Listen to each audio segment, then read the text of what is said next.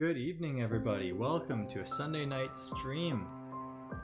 I hope you all had a wonderful Mother's Day. If you were able to, hopefully you had a chance to wish your mother Happy Mother's Day.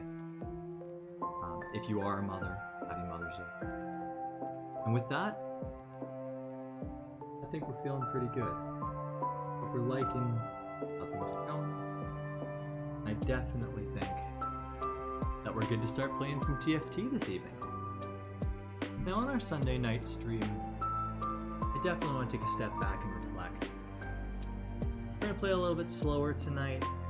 We're going to explain our plays tonight. We're going to make sure that we know what our plan is going into the games.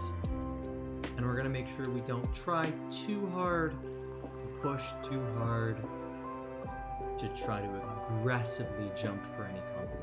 And just have a good time with it. Let's get started.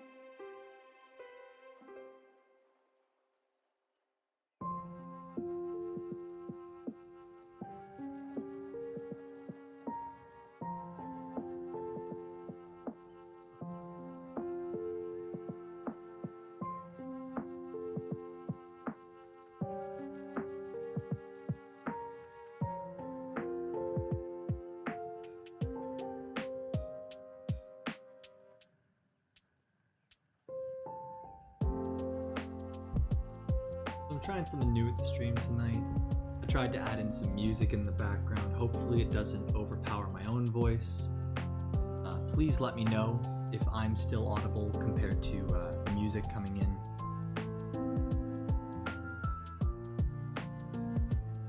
Definitely looking for feedback here, as I don't want to be too quiet as things go on. I'll go along.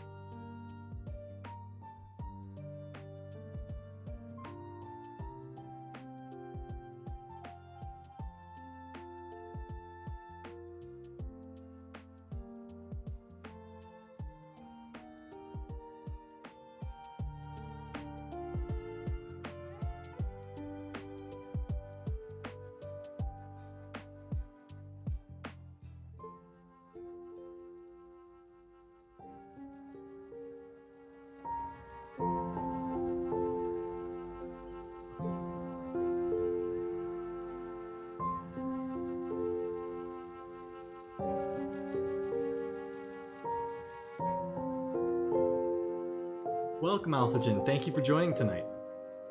I've tried something new. Tried to add a little bit of background music. Hopefully it's something nice and enjoyable. Please let me know if it's coming through too loud or if because of the music I'm coming through too quiet. I just want to have the most enjoyable experience for you guys as possible.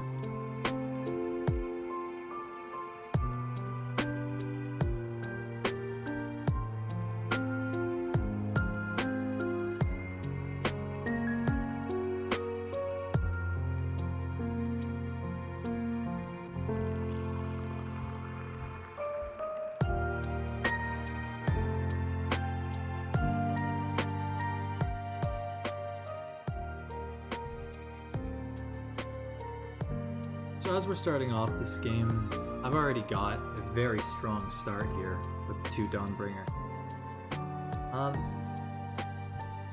I also have very strong item choices in a Zizurot, Sunfire Cape, or a Titan's Resolve for a frontline unit. And the game just gave me a free 2-star LeBlanc. I'm not really sure what to do with it, but I'll definitely run it for now. Trying to play a little bit more flexibly tonight, trying to see if we'll be able to play a different composition than something usual, but we definitely are looking for powerful compositions that could lead us towards wins. So from here I'm going to start to pick up all the Invokers or all the Nightbringers, definitely all the Renewers and Coven, because it looks like with the free 2-star LeBlanc that I could go for some sort of an assassin build with Coven.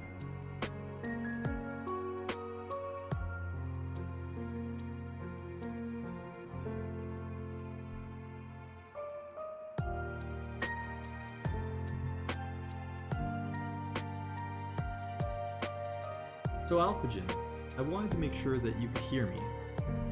So if you could just type in the chat that you heard me.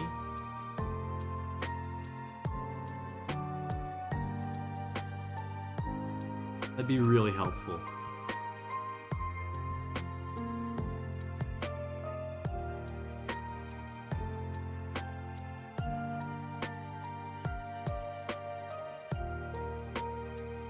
Music's a little loud. Okay, so I'm gonna drop it down a bit. How's that? Is it too quiet now? Does it work okay?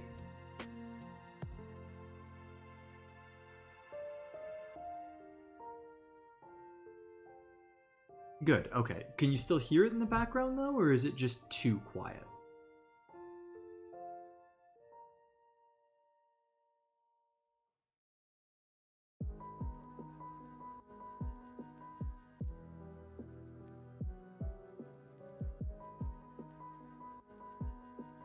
Okay, great. Thank you.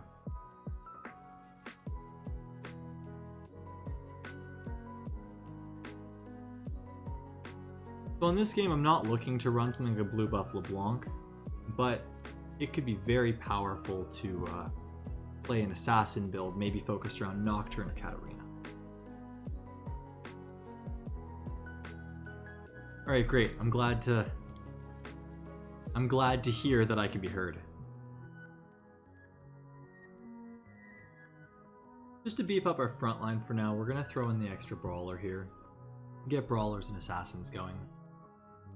Realistically, we're going to probably go for assassin along with a Coven build. And so Kha'Zix will come out later. LeBlanc will be pivotal, as will a Katarina, Viego, and either of a Nocturne or a Diana. Hopefully Nocturne.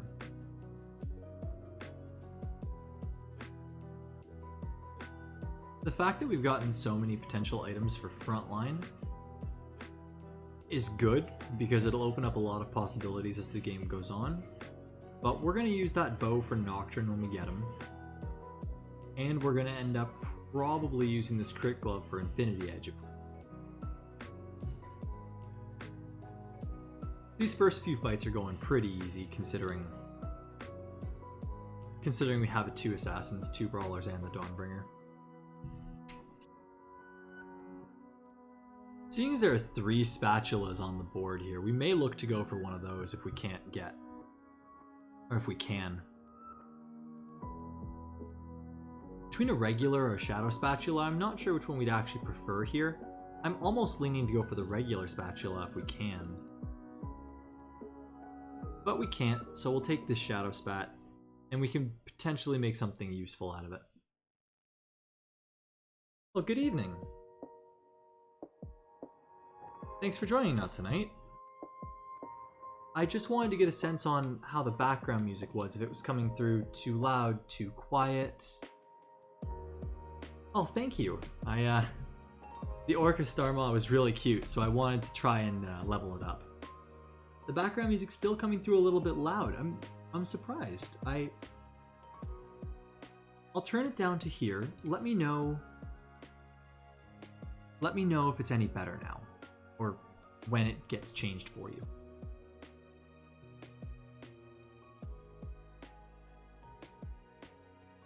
Perfect.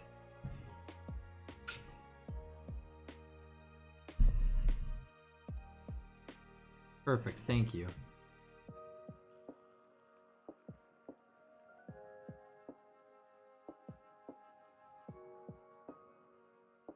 Well, I'm glad you like it. Yeah, I gotta say, Game Chops is a really amazing stream that hosts a bunch of different music from video games all around. If you notice in the top corner, I've tried to make sure that we can see exactly which game song's playing. Hopefully it doesn't take up too much real estate, but I think it's okay as it stands right now.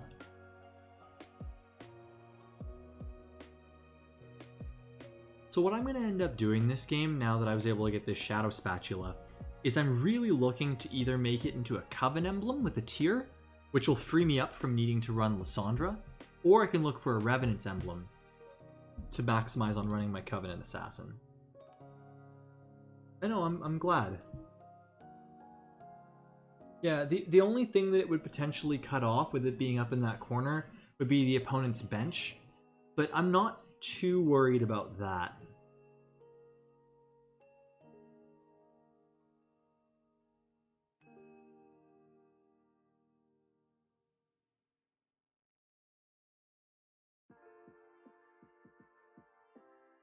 I'm very interested to see with this game how the assassins feel before any sort of a patch that will happen next week, or this week, because they've been expecting changes to Katarina as well as to Nocturne, but they're looking like they're going to lower the power across all of the Coven units. So it's possible that Coven may not be the way to go next patch.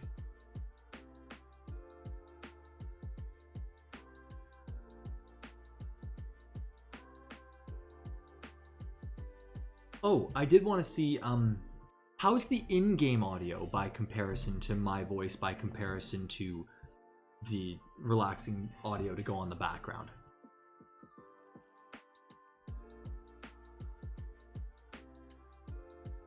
It's looking like they're going to actually be buffing a couple of the different assassins, but nerfing all the Coven units. Okay, so we hit a very interesting item here, in that we could go Force of Darkness. Now what the Force of Darkness does is it gives you 2 additional units, but if you lose, you take double loss damage, which means I'm going to have to be playing very aggressively if I do end up going for that. It's a very risky play, so I'm not sure if I'm comfortable enough with that right now. Not hearing game sounds at all. Alright. If I turn the game sounds up a little more, please let me know if you can hear them. There should be some more fighting sounds going on now.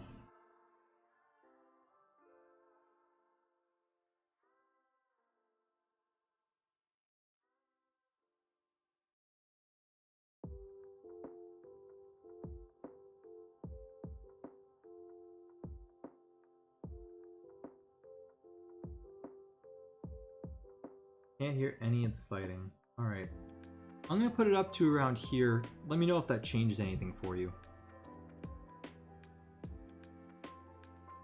I just don't want to get it from nothing to ear-shatteringly loud.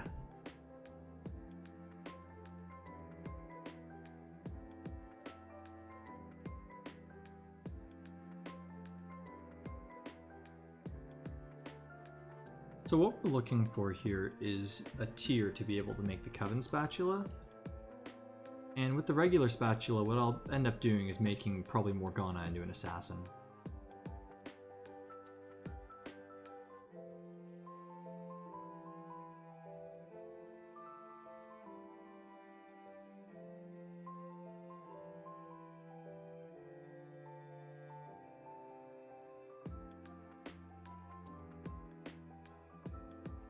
Let me know if you can hear any of the fighting now or if it's still too quiet.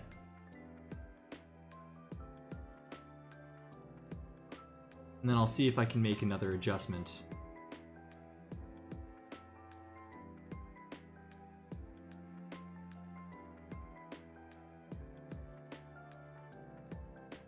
Still can't hear anything. Alright, I'm going to put the volume up all the way.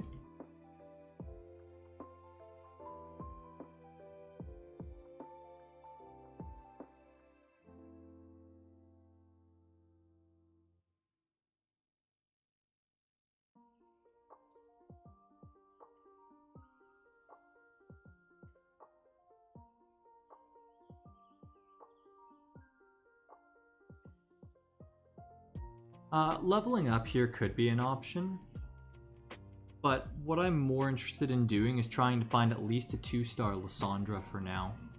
Because if I'm not able to get a tier, I won't be able to take her out as a Coven unit.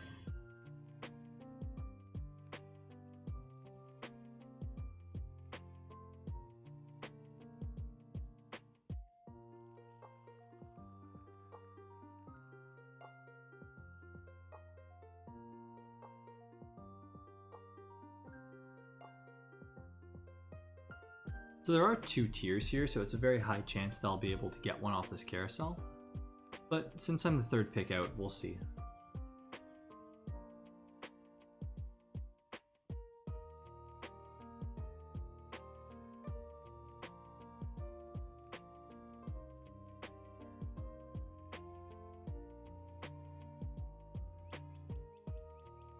So has the background audio for the game been increased at all?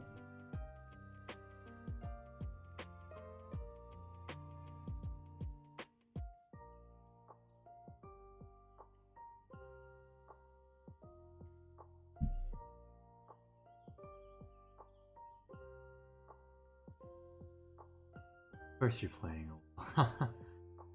Funny. Thanks for joining, Corvax. So what I'm looking to do with this composition is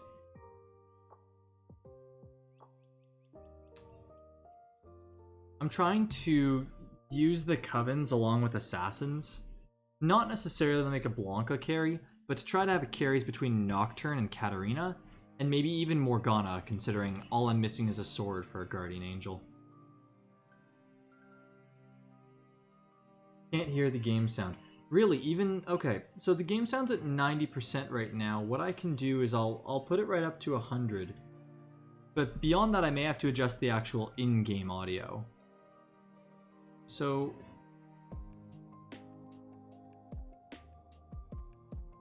how's this?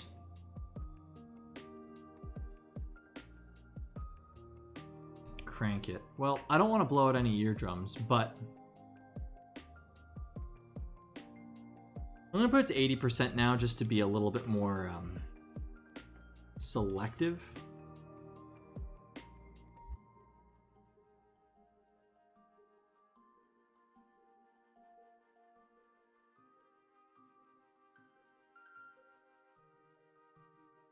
Can't hear it at all. I want to hear the death. Very funny.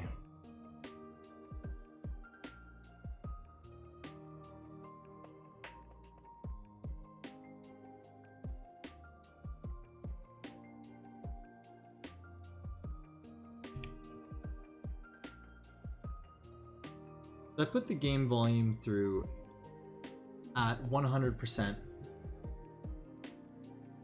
I've got the audio coming through at full volume.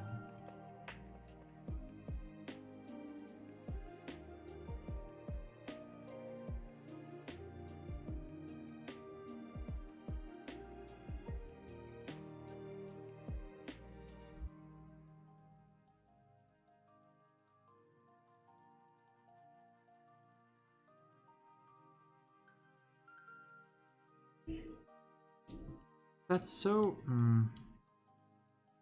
I'm so sorry. I'll have to try to see about adjusting it either after this game or in the future.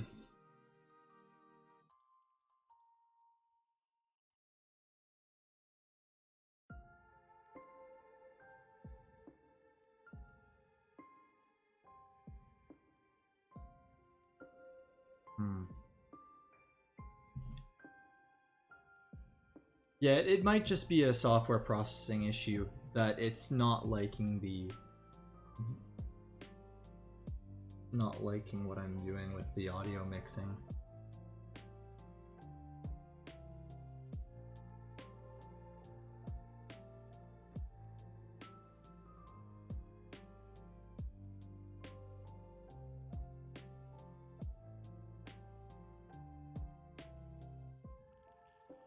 Well, I'm hopeful that the background audio is at least enjoyable in the meantime.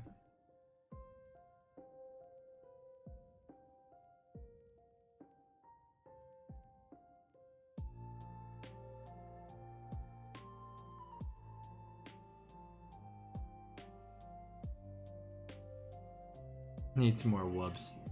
Funny, funny.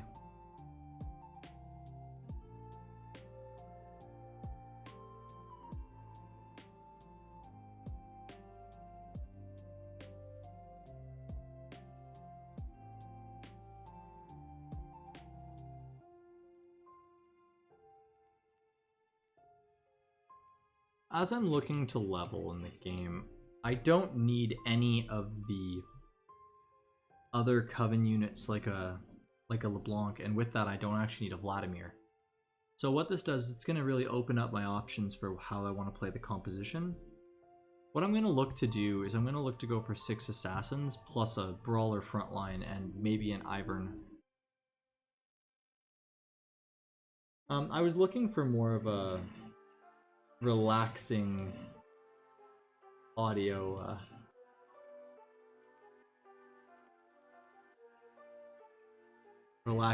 input. Mind you, what's coming up may be a little bit more exciting, I hope.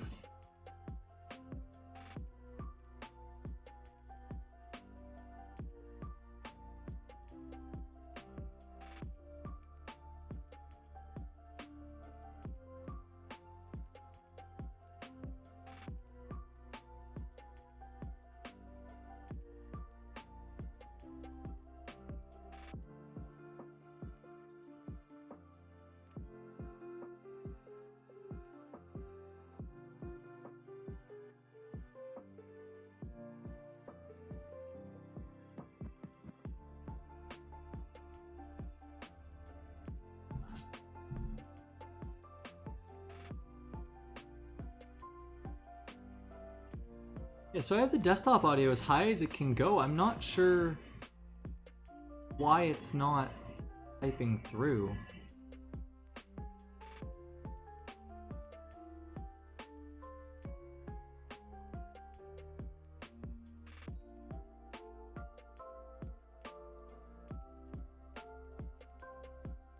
The Death and Carnage needs not to be chill, maybe. I mean, I was hoping to have a bit more of a relaxed Sunday stream, plus I've been trying to find some different audio that I can do that would be DRM free, like no issues with DMCA copyright. So this was one of the most fun ones that I could find. It was based off of other video games. But if there's any feeling that I need to get a different type of music, please let me know. If there's any that you'd prefer more, and then I can definitely do that. At the end of this song, I am going to change to a different playlist that I was really looking forward to playing. Or rather, a different audio set that I was really looking forward to playing. So, let me know. Oh, as far as the chill remixes go, there is a link on the About page now. And also, you'll find that there's going to be more information posted later. But basically, I was able to use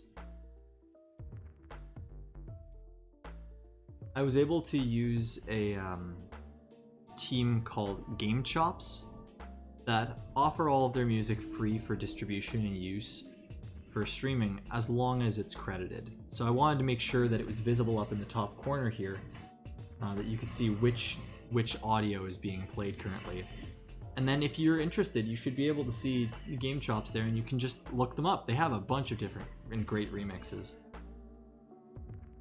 So I'm going to slow down here to look for some other units at level 7. Probably either a couple more assassins or at the very least a Katarina to fit in my composition.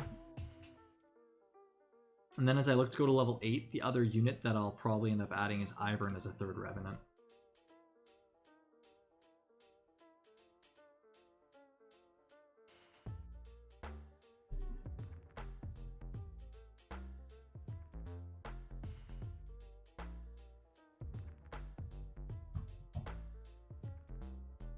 So first and foremost, we go for our rolls. And one of the most important things we can do is make sure that we pick up as many of the assassins that we find as possible. And if we're able to find this LeBlanc, I want to make sure I have some form of items to itemize her into a carry. Hitting the Volley Bear was really, really nice so that we have a nice front line that'll end up getting a Guardian Angel buff for Revenant along with the Ivern and the Nocturne.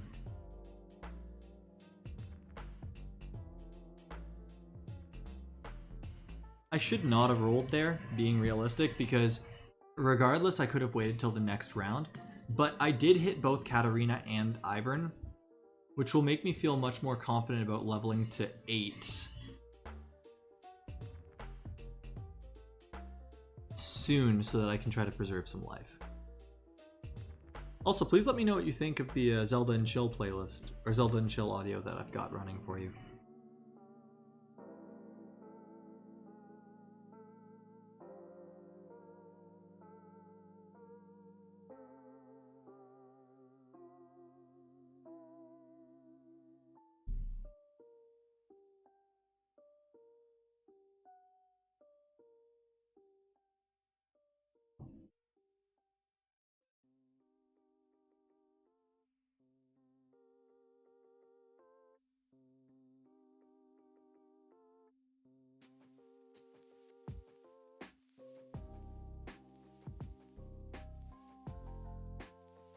That was a really nice amount of gold to hit, and really did make it a lot easier for me for my unit process, as well as getting back to leveling at a decent pace. So I want to make sure I level here to throw in both the 6 assassin buff as well as the Katarina. Sorry, 6 assassin buff as well as the Ivern. I am going to look to 3-star some of my units, but Gragas won't be going back in. Also, because my units are completed and I have no one else to build, I want to make sure to use the most of my items here.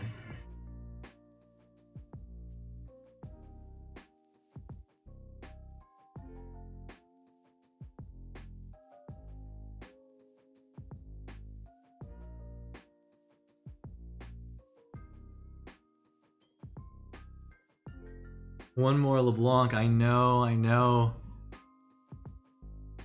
It's gonna be one of those games where we just have to try to just hit. And there you go. What I said, just one of those nights that you need to just hit. So realistically speaking, at this point, we're feeling pretty good. Ideally, we want to try to find something else.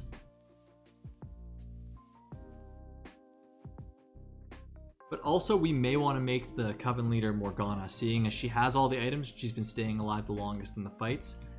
If we can find something like an Infinity Edge to throw on LeBlanc to really help put her damage levels over the edge, then that would be great. But Morgana's definitely our superstar of the composition for this composition.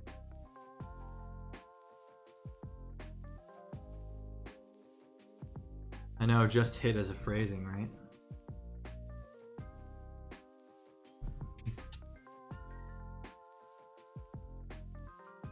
So now that I've got a minute, just try and relax a little more.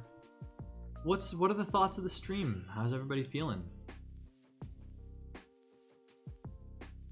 Hopefully the audio makes the experience a little bit more fun.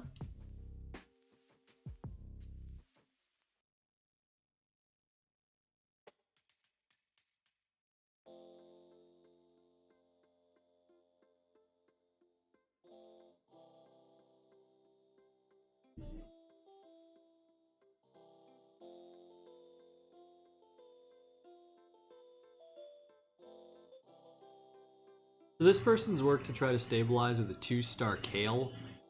They may be able to buy enough time, considering that our Morgana's been stunned a lot.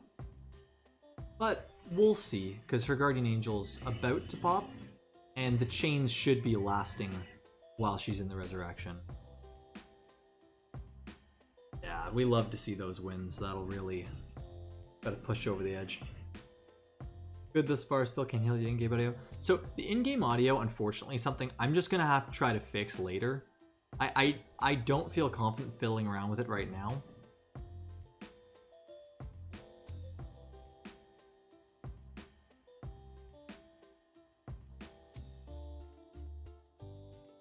Good. I'm glad at least that between the relaxing background music as well as the gameplay and a little bit of commentary is able to make the night a little bit better.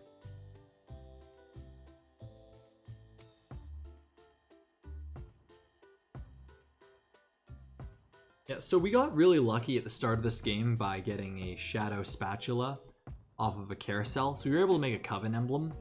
And what we were able to do with getting a second spatula was make Morgana into an assassin. So we were able to hit 6 assassins. Excuse me while I try to nullify the enemy team here.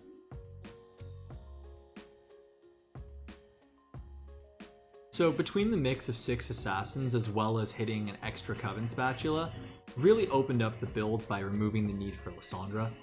I still ended up opting for Volibear and Ivern as they are 2 of the best frontliners, considering that at the end of the day I need to have some form of a revive to buy time for the assassins, as you saw there, to do their job. But I do believe this is a level 8 composition unless I want to go to level 9 to add in Kindred. I think the stronger play though is to look for a 3-star Morgana to secure the win. At the very least find a 2-star Katarina and possibly a Viego.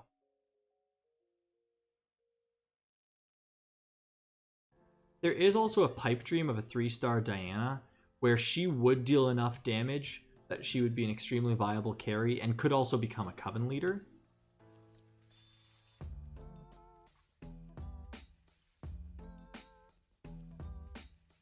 But we'll have to see for that. This person's running the True Damage Vein build with near perfect items, but thankfully she doesn't have a Shadow Quicksilver, so she's able to be quickly crowd controlled by Volibear and blown up by Morgana.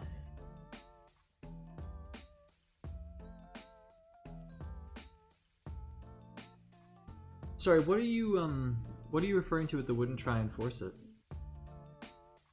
Oh, force level 9. Yeah, I agree. This definitely, especially with the early game Coven and Assassin Spatula, it really doesn't feel like a level 9 composition. I was able to naturally hit the LeBlanc, or I was able to hit the LeBlanc without too much rerolling and too much time wasted. So I do think the best play I can make here is just use the units that I have, swap out the Kha'Zix for a Viego, and then if I were to go to level 9, I could add in Rise for a third Forgotten as well as a Mystic. But I don't have any shadow items on my Forgotten units. I don't think the 2 Mystic is as good here because all I'm looking to do is to use the Assassins to quickly destroy enemy backline and then have my front line be able to survive in an interim. And a 3-star Morgana would upgrade her damage significantly with the bonus 60% ability power she's getting from Coven, as well as the increased critical strike chance with her spells. I am going to add this Gunblade onto LeBlanc to try to make her more survivable. And I may look to do some rolling here. Probably down to about 20. Yeah, so I stop here because I'm not looking to drop my economy too much, especially until it's down to the top 3 or 2. But hoping for another Morgana, or 2 more Morganas, it would be the best thing we could hope to hit here. So we were able to CC Kayle, but unfortunately Diana was on the wrong side of the map, which means that it's going to cost us the round. Now that we're down to a low amount of life, but we are in the top 4, I do feel confident about just spending the money and trying to see what we can find.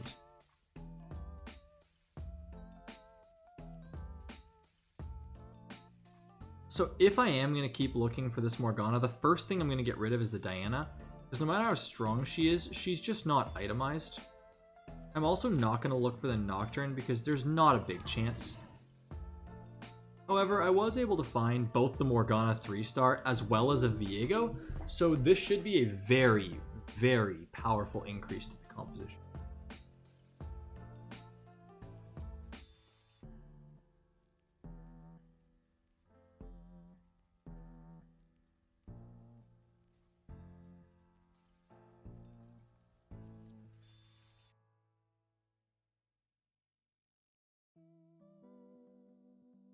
Yeah, so as you see, Morgana did 10,000 damage on her own, and it definitely made the difference between the victory and the loss there. Kept us in the game and keeps us in the contention for top 4.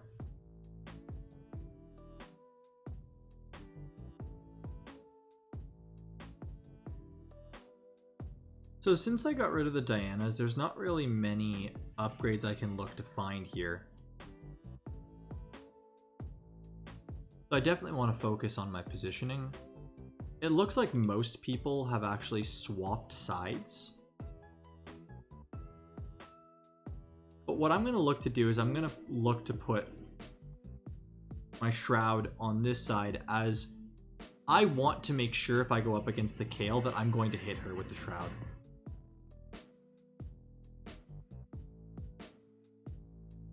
Yeah, as you can see here, Volibear bought me so much time with the knockup, as well as the damage by the Morgana just completely obliterated, and brought us into potentially a top 2 territory. This game's looking very close, but with Kayle being online, I really do think that this critter does win.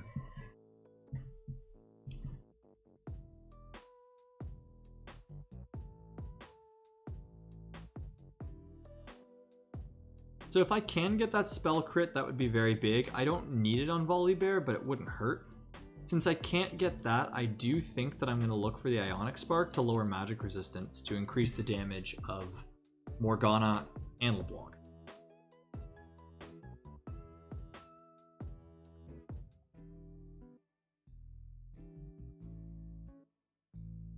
It's so surprising that I haven't seen a third Katarina at all yet. So Diana's going to get the Ionic Spark here, and the Kayle player is still forced into this corner. So I want to make sure that I not only hit Kayle, not that Kayle has a mana cost, but I want to make sure that I can hit the Kindred, potentially the Rel as well. So I think from my positioning this should be good.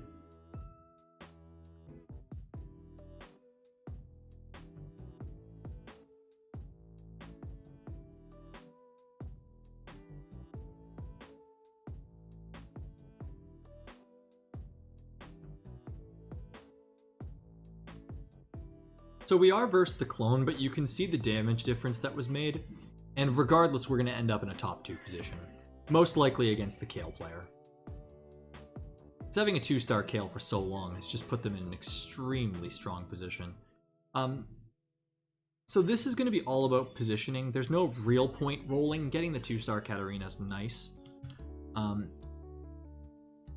So we just have to watch and hold Diana and press Q to make sure that the Kayle player doesn't really move. As we saw last round, we should be able to beat them with the way that our composition is sitting now.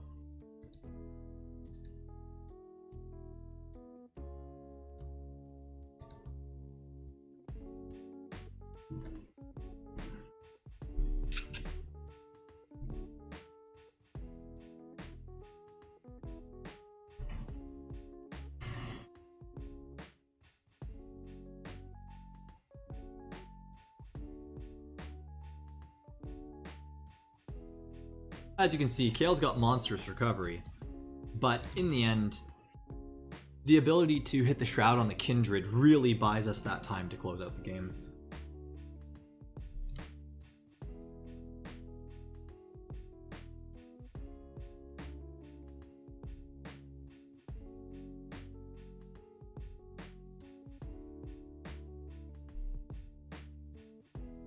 Oh, a good 55 LP to start the night off. As we look to go into the next game, hopefully you guys are enjoying the stream. Hopefully you're able to enjoy the background music.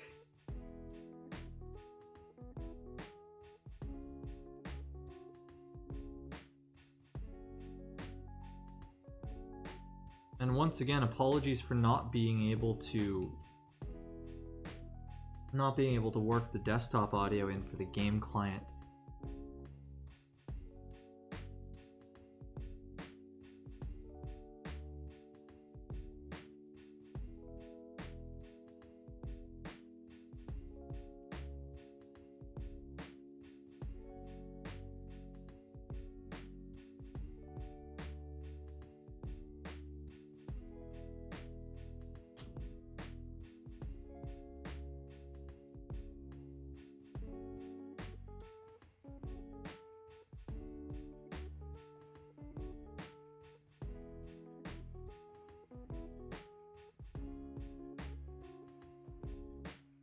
Well, it's looking like it's going to be a bit of a faster loading time for the night, which is kind of nice. Yeah, the two biggest issues I have so far, which I'm very much hoping to fix throughout the week for you guys, is number one, I'm having issues with the stream not being able to pick up the League of Legends client to bring you sounds when we're in queue, for example, to hear a queue pop, or to be able to select our little legends and our different types of booms. But fortunately, I did find a way to get the in-game audio working previously. Now, I think the audio from the additional stream is overwriting, but let's talk TFT for a little bit, shall we? As we look into the early game of this lobby, our start's similar to last time in that we have a bow, but immediately we have a bit more of an offensive item that we could potentially use on something like a Jax, something like a Aphelios, something like a Draven. So I want to look to go towards Legionnaires if possible, or potentially the Abomination. Now, the Abomination is one of my favorite compositions in the game, as in Season 3 and 3.5, I loved playing Mech Pilot. It was a similar composition where the 3 units actually fused into one singular unit. And after they had fused, they were able to take an item from each of the different units. Now, the reason why I bring that up is because the Abomination will take an item from one single item from each of the 3 closest Abomination trait champion. Now, the other aspect that is similar to the previous set of set 4 and 4.5 is this Abomination will come from a grave and will only be spawned after 3 of your units have died. This is similar to last set when we had the cultist, where Galio would come from the side if and only if all of your units overall had dropped to 50% health. Both of these compositions I very much enjoyed in their respective sets, and they were pivotal in me reaching the Diamond and eventually Master's ranks that I was able to accomplish previously. Considering that moving into the next patch, they're buffing the Abomination trait itself, Brand, and Nunu, so all 3 of those are up for buffs. I'm very interested and very excited to play Abomination in future patches, as well as potentially even the current patch, if we find an early Nunu and Brand. So we're probably, if not definitely, going to be taking a couple losses in this early game, just by virtue of us only having 1-star units on the board. Considering I'm not going to hit a breakpoint here, I am going to look to just buy the Trundle, as well as the LeBlanc and the Lysandra. I'm also going to buy the Udyr here because I could potentially get a 3 skirmisher start. Considering I have a tier, I could opt for the Shadow tier, which would be a very powerful Shadow blue buff, depending on my composition. Now that they've nerfed LeBlanc, the priority for Shadow blue buff has gone down significantly, so I'm looking to probably grab this Giant Spelt as a potential Zizzarat portal for a frontline. Now, Zizzarat portal does not work currently with the Abomination, but regardless, it will still serve pretty well as a frontline defensive item. The belt can also be used later for things like a Zeke's if I'm going to go an attack damage focused build, or just a Warmogs for a making your frontline be much more durable.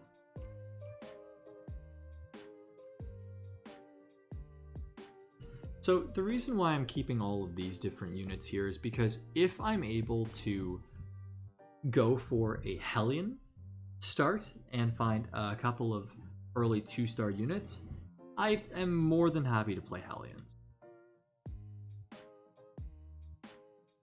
Finding the Brand's a nice pickup because it makes me feel confident that we can end up going for an Abomination play.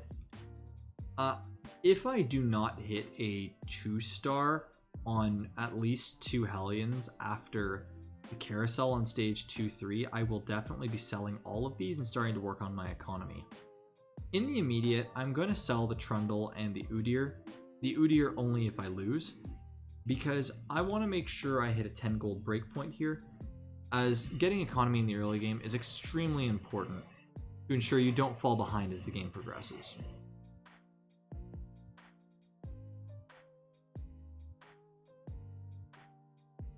So Kalista was able to do some nice cleanup, but once again we take a loss going into the round, or going into the carousel. This is fine for us, as getting early losses actually does give you a lot of economy as well as item priority on the carousel.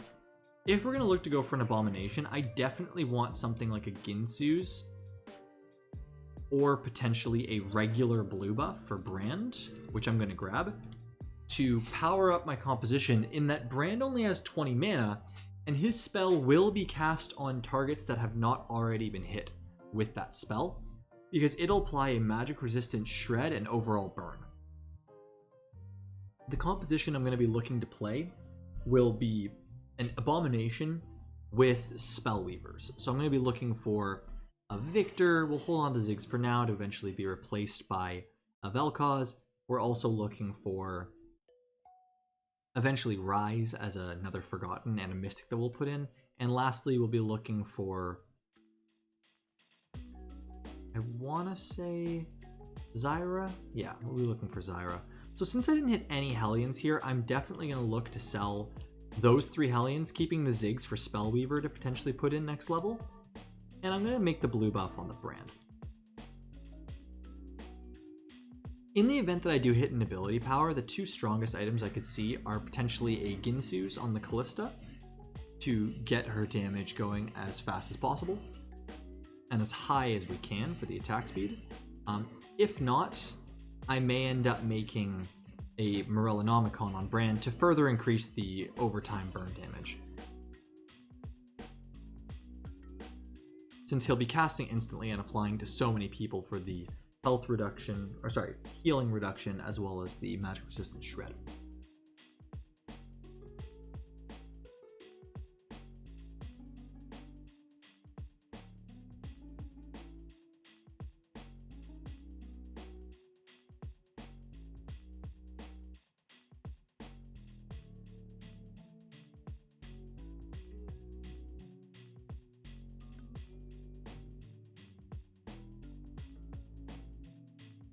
Well, welcome to the stream, Commander Root.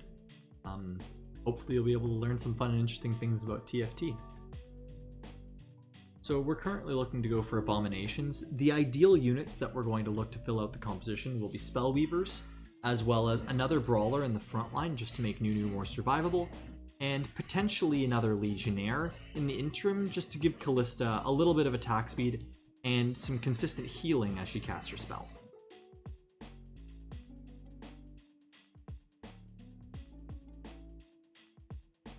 Unfortunately, we did end up losing the round there, so I do need to sell this Warwick because we want to make sure our economy can start to increase as fast as possible. We do hit the Zyra, which will be a very powerful unit that we're going to throw in immediately so that we're strong enough to survive these Krugs for level 5.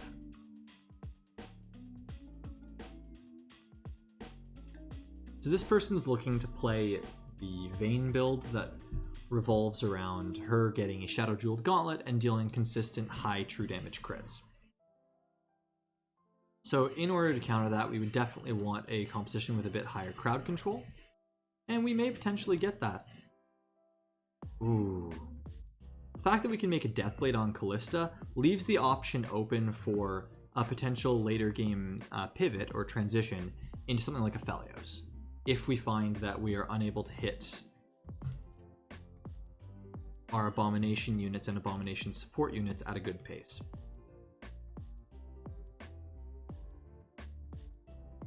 So for now, I'm going to use Leona as an item holder to make the Deathblade on the Callista and put it onto her immediately. I'm also going to put a Runan's Hurricane on her so that she can start to get multiple targets hit with the Deathblade and the increased attack damage she's going to have. I'll buy the Gragas for now, as it will be a stronger brawler than Warwick on survivability if I find that I'll be playing any other Dawnbringers in the composition.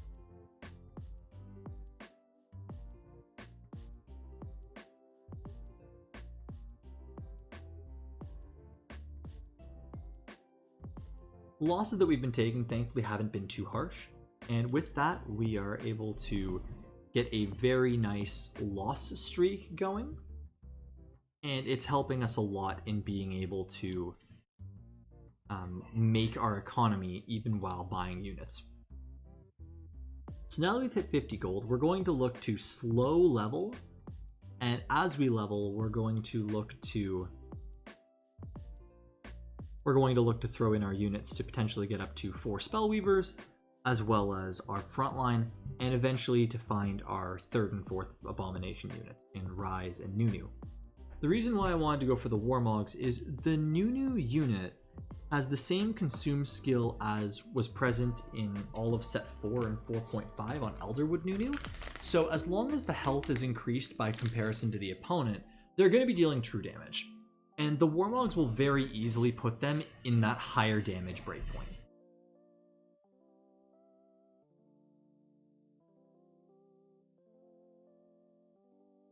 So unfortunately, we're able to break our loss streak here, but fortunately we should look to get to level 6 soon.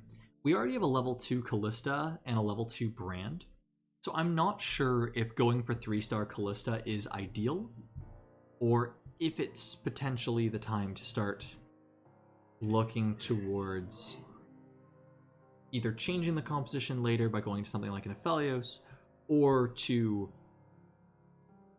potentially just stick with the Spellweavers. The reason why I'm looking to level here, and I will end up leveling, is number one, as long as we stay above the 40 gold breakpoint, I feel confident that we'll make our economy back very quickly. And number two, I want to make sure to get the brawlers in to increase our front line as much as possible. Ideally, we find a Nunu, and once we do, we can take the item off of Warwick and get the Warmogs onto the Nunu to make him much more survivable.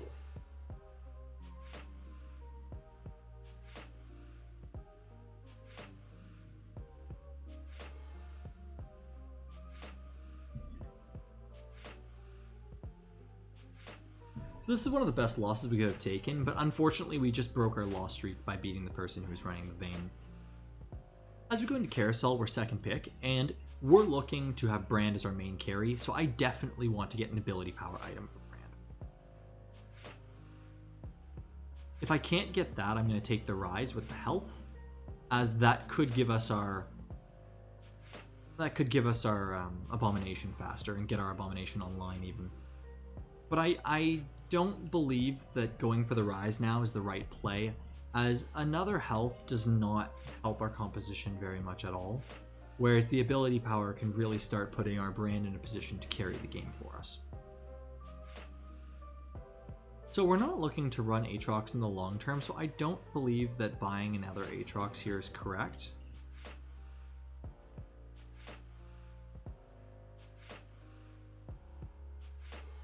What we're going to do is we're going to keep this spare Callista for now, and we're going to look to low level to level 7, and at level 7 we'll be able to put in our 4 Spellweavers, and I believe that'll be a good point to start slow rolling and look for Brand.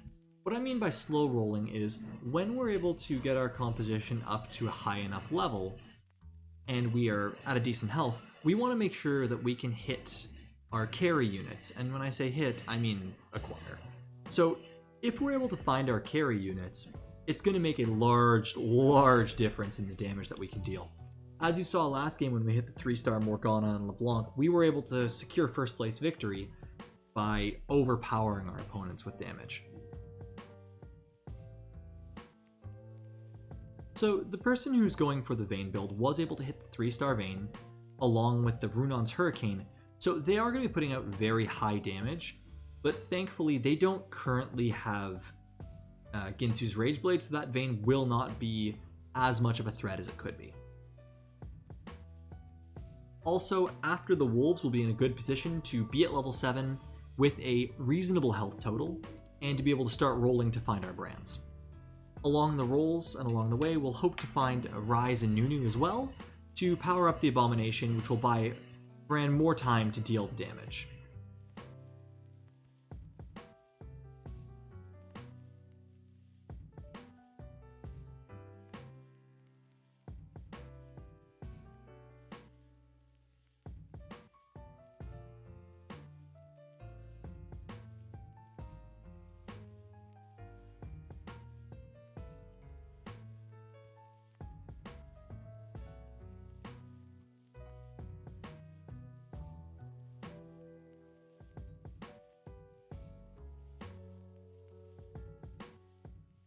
I believe the right play here is to look to level, and what we can do is we can throw in the 4 Spellweavers. This should increase our survival chances, and we position like this so that we can survive the wolves.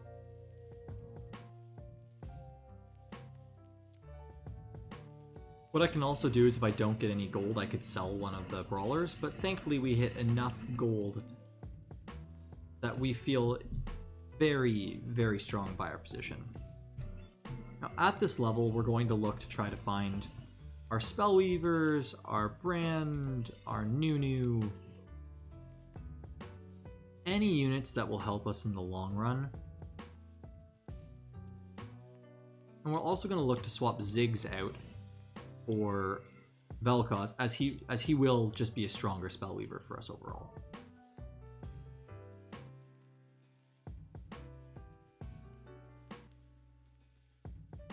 Also, I'm going to put the rapid fire cannon on the Callista, so she's able to get her ability off more quickly and consistently.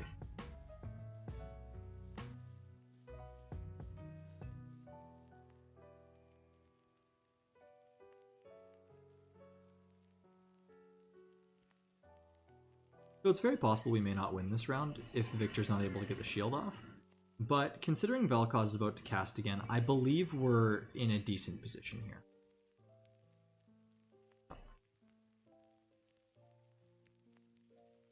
Is that whale dabbing on you? Yeah, it appeared the whale really trying to assert his dominance. So what I'm going to end up doing here is I'm going to end up taking the regular Thieves Glove, or the regular Sparring Gloves, because we do not want a Shadow Jeweled Gauntlet on the brand. He'll start taking too much health damage and end up dying. We also could go for the Shadow Rod for the Caustic Rabadon's Death Cap, but I don't feel the ability power increase is as good as just getting the Jeweled Gauntlet critical hits online for Brand.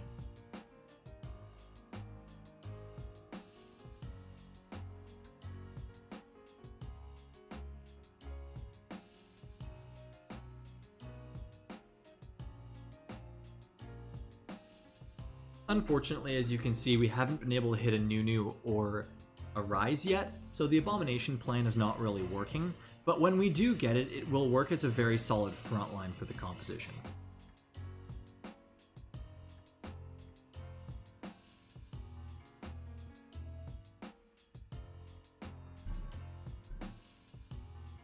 Oh, hi Shyler, welcome to the channel. Thank you for coming to hang out.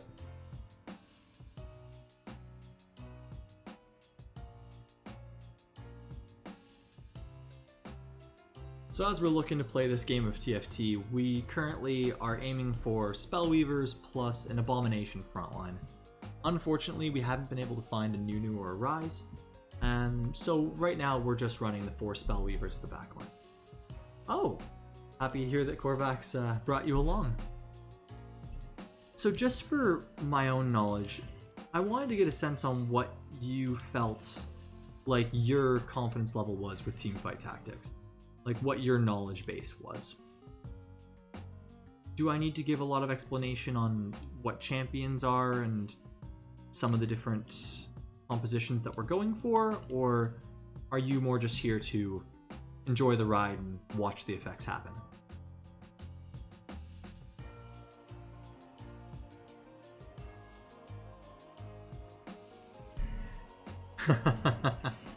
No problem.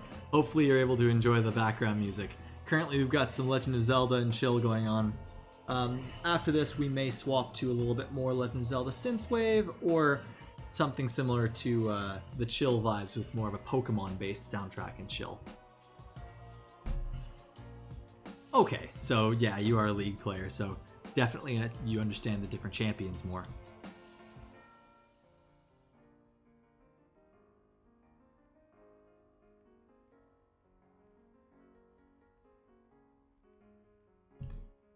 So what we look to do is grab the ability power for Brand to try to make him into an even stronger carry, but unfortunately we didn't get that, so we ended up going with the Taric to try to get a bit more of a defensive item for either Nunu or Gragas on the front line. So Shyler, I'm not sure if you know about the teamfight tactics compared to regular League, and that in teamfight tactics, the champions only cast a single one of their abilities when they reach their maximum mana. So for example, we're using Brand as our carry. He only has 20 mana, and the blue buff gives 20 mana after casting, so he should be permanently throwing out spells. But the big power point for him is that he'll be constantly dealing burn damage to a bunch of different units across the board. Oh, good.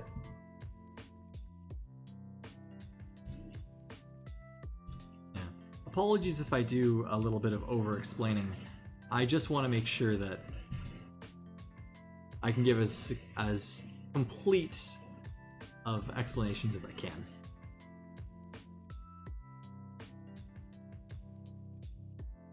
Sitting on so much gold, stop it. You're funny. So what I'm doing is I'm just looking to slow roll to find the find the brand, potentially find a Victor as well, because there are a surprising amount of shielding that Victor does for 3 different units. It's basically like getting a locket of the Iron Solari across as many units as possible. So I do dip a little bit under 50 gold here, and I'm confident going as low as this 42 that we have, knowing that we're 1 Vel'Koz off from a 2-star. We're only missing 1 brand and 2 Victors. Once we're able to find those units, we're going to look to go to level 8, throw in another Abomination unit in Rise, and then potentially find a Volibear to swap out this Gragas, as it'll make a much stronger frontline with much more crowd control.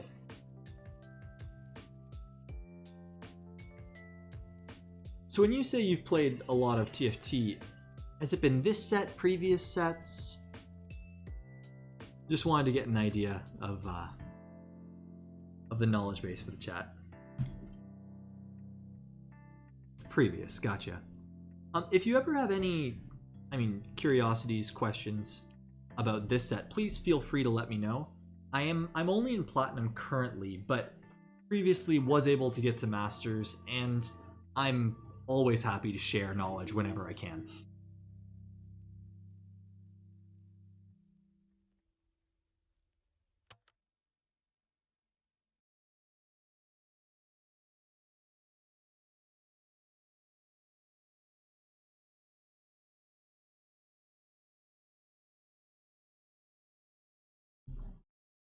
Try to refresh your stream, Alphagen. Hopefully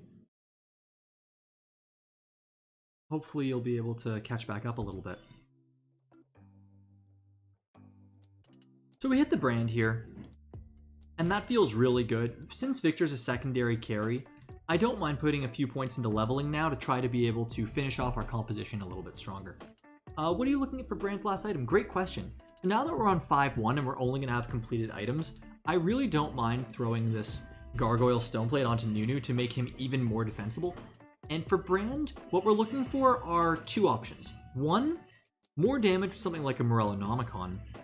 Or 2, we would really love to find something like a... ooh, close loss. That Vayne is quite strong, seeing as she does have Ginsu's now for perfect items. Something like a Death Cap would also be really, really powerful for us. Just to make it so that we can put out much more burn damage over time. As you can see, getting the 3-star brand really helps our damage, that he deals 2,400 damage over 12 seconds. And if we're able to get a Morellonomicon on him, he'll deal even more burn damage, reduce healing, as well as the magic resist reduction that he has. I believe our play next round will be to level up to level 8, as we're only going to drop to about 30 gold, potentially between 30 and 40 gold. And the reason why I say that that will be fine is because if you're able to preserve at least 30 gold, it's very likely you can maintain your economy as you move through the game. Since we're able to hit 50 gold evenly there, I buy the spare Nunu because getting a Nunu 3-star is a good possibility. If we're not able to hit either of those ability power items on brand, I may look for another item to throw onto Rise potentially when I find him for level 8, or Volibear once I'm able to swap him out for Gragas at level 8. So we're going to go ahead and level here, and when we level we can throw in Warwick for now as a 3rd brawler. Ideally what we would look to do is we would look to find something like a Rise, ideally, for the 4th Abomination. If we're not able to find that, potentially we could look to find another Dawnbringer. Like, for now, what I'll do is I'll buy this ribbon. I know it puts me under the 30 gold breakpoint, but if I win, I can sell this Warwick. And what that'll do is it'll give me a 2nd Dawnbringer and a 2nd Legionnaire, just to round out my composition's weaker traits, until I'm able to find something like Rise for being a final unit in the composition. That Lulu stun lasted so long that I wasn't able to hit that. Finding a defensive item like a Trap Claw could also be good for the brand, but if I can, I'm going to look for that Morellonomicon.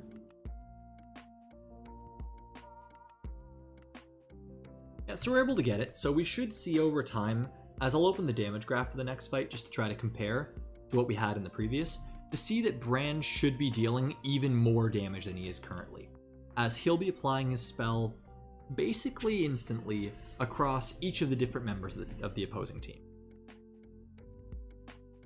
Now that we've hit level 8, we also want to try to start preserving health more, so I'm going to do a little bit of a roll down here, maybe to go as low as 20 gold. And see if I can hit, there he is, see if I can hit the Rise for the 4th Abomination. That's going to give the Abomination more health, more attack damage, and that'll really help overall when it comes to the composition staying alive and being able to clean up different opponents. I'm going to look to sell the Warwick and sell these ribbons and buy this this Kindred, because if we go to level 9, Kindred is an amazing Mystic unit that will be able to preserve our backline a great deal. So even though Brand did die, I believe the Abomination will have enough damage to close out the round for us if Nidalee stops dodging. Yep. And Brand put out a little bit higher damage than previous, but the burn damage really helped him with getting over that edge. What I'm going to look to do here is... I'm definitely going to save my money and look to level to 9, probably on 6-1 or 6-2. As we level to 9, I'm comfortable selling these extra victors, because yes, the shield goes up in value, yes, the damage goes up in value, but more than anything, it's very, very important for us to try to round out the composition and find Volibear, an additional Rise, and additional Kindred. I do want to quickly start scouting around to other teams just to look at the compositions on the side. And I noticed that this person, Hayam Saj, has a Victor carry with some attack damage Victor items to try to get his shields off consistently. It's cute and it seems to be working for them so far, but they are riding on a bit of a knife's edge. As far as our own game goes, I'm not feeling very confident against these Hellions just because Lulu's crowd control lasts for so long. Unfortunately, we didn't leave space on Callista for Ginsu's Rageblade. But what I can look to do is I can look to put that on potentially Zyra, because she should be staying alive in the corner long enough that she can cast more and more stuns.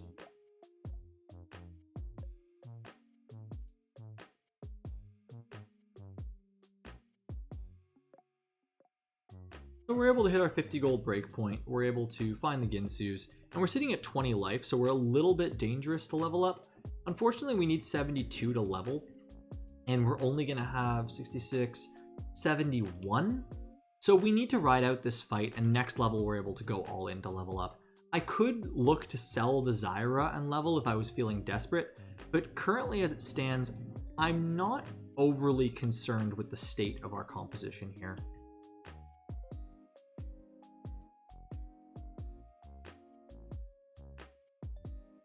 What I am going to do is I'm going to move my positioning more so that I can have Brand be a damage threat towards the middle of the board, Callista on one side, and Vel'Koz on the other. I also noticed as I was going through with my regular positioning analysis that a lot of different people were swapping to a top left for my board style of defensive position. Yeah, so as I said, very precarious position. We live at 2 here, but I played the odds, and thankfully with this level at 2, we should be able to get to level 9 very comfortably. I also think that this Hayam Saj person will end up dropping in overtime. Yep, so we're able to make a top 4 out of the game, regardless of how we end up doing personally. And as I always say, if we're able to hit top 4 at the end game, we're feeling pretty happy. So unfortunately, we don't find another Kindred, and unfortunately, we don't find another Rise to make a third of each. But I do think that the extra Mystic, as well as having Kindred in with Wolf to be a little bit more defensive in the front line should buy us a bit of time to stay alive. Unfortunately, there are 2 Hellion players in the lobby, both being able to hit whatever team they needed, and Hellions as a composition are very strong against our board because we don't have anything like a Caustic Quicksilver on Brand to keep him from casting. Fortunately, it seems like we're doing okay if we're able to kill this Ziggs, which we are, but there's just too much Hellion, and we end up exiting in 4th place. That's okay.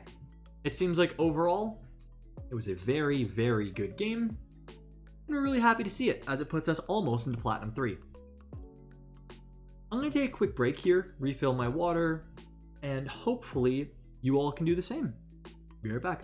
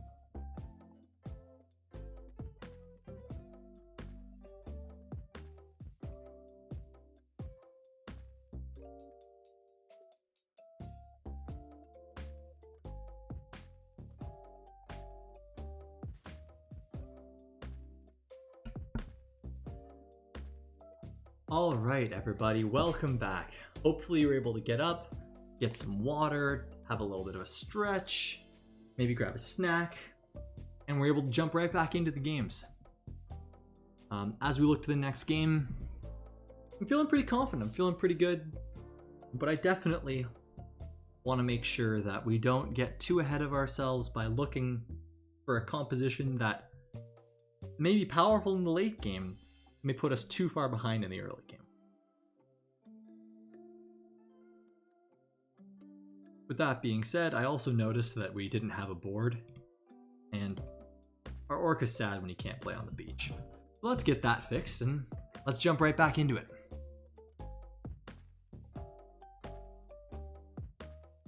Just as we look to go into the next game, wanted to get a little feel from the chat, see how we're liking the music in the background, if it's too much, if it's just filling that niche, and just what you're able to enjoy on a relaxing Sunday night.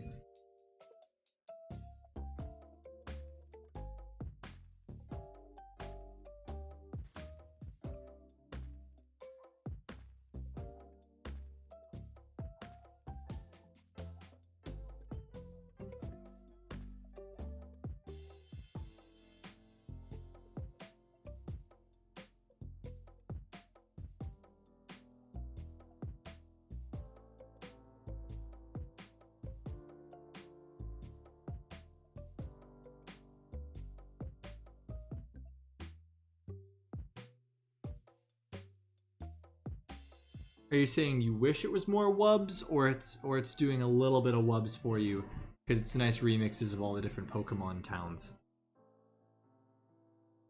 Korvax.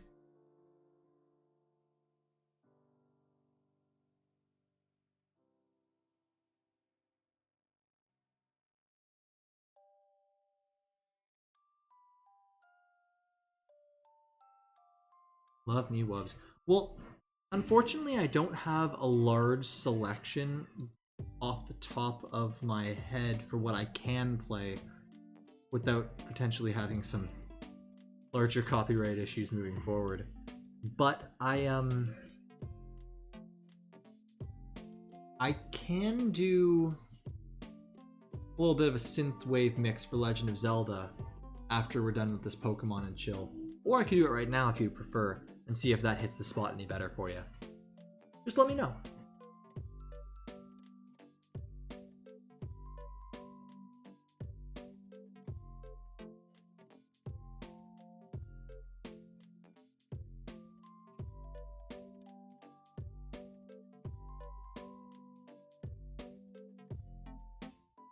So while I wait for a response, one of the first things that I wanted to bring up was I very, very much enjoy using Callista as an early game carry. I find that she is a great item holder for units such as Aphelios, Draven. Really, there are so many. Any attack damage focused carry. Those are the main two that come to mind, as they're both late game 4-cost carries. But I find myself having an early game Nidalee. And even though I don't have 3 Legionnaires, I do think having 3 cost unit is better than having just a 1-star 1-cost. Check out Electronic Swing. I'll definitely have to take a look. Hopefully they're copyright safe to be able to broadcast on stream without any issues. Yeah, that's why one of the big reasons of why I ended up going with Game Chops as the audio of choice for the stream is just because they were so kind in having no issues with playing the music on stream. It's great.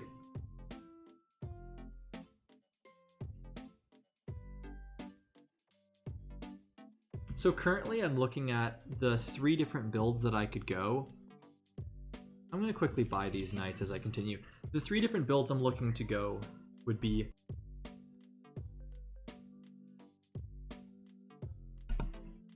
something like a skirmisher build, a rangers build, or a legionnaires build. For any of those, I'm going to take the Shadow Cloak because I personally am a huge fan of Caustic Quicksilver in the current state of TFT. Big reason for that is because there are so many units, like even looking now, you have Ashe, you have Warwick, you'll have Zyra as well, you have a Sejuani, you'll have,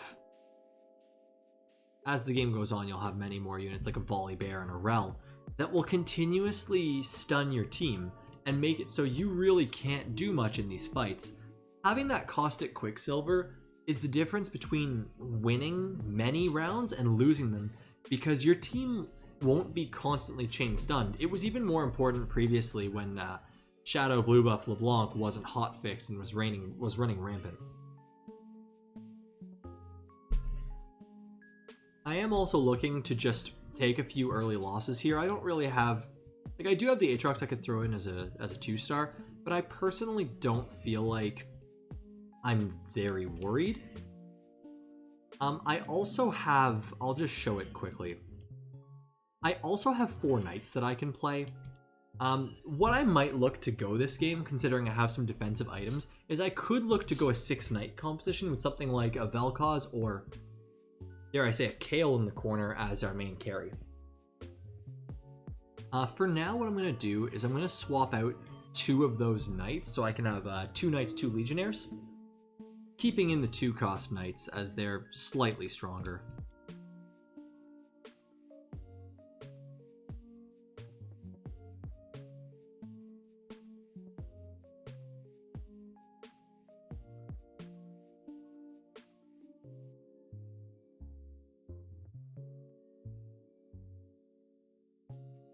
as we look to go to Carousel here, I want to make sure I can get an offensive item for any of my skirmishers, or if I'm going to go for a Kale build with the Legionnaire, or if I'm going to go for a Draven. So I definitely want a sword, or a Shadow Sword. Seeing there's a sword on that Nunu, and thankfully it's coming right towards me, I want to grab that. Because I have enough magic resist that I can make a Caustic Quicksilver as well as just a general Bloodthirster. And both of those together will prove very useful for any frontline or even a backline carry unit that I'll be having. If I'm going to go for a Legionnaires build, it's definitely going to be Draven and Friend style of Legionnaires, where at most I'll run 4. Realistically, I'll run 2 Legionnaires with a 6 Forgotten.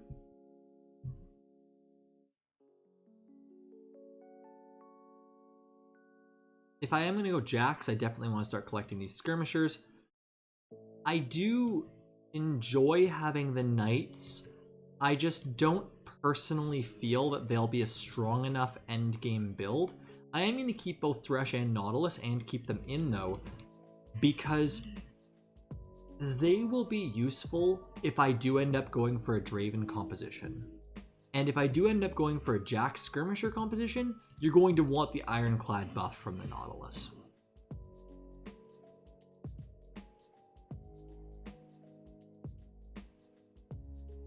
Yeah, so once again, we're not looking to win any of these rounds. What we're ideally looking to do is lose the rounds with as little units on the board as possible. Unfortunately, we're taking some harder losses here, which means I'm going to have to finalize on my build a little bit sooner than I like and go more aggressively towards that.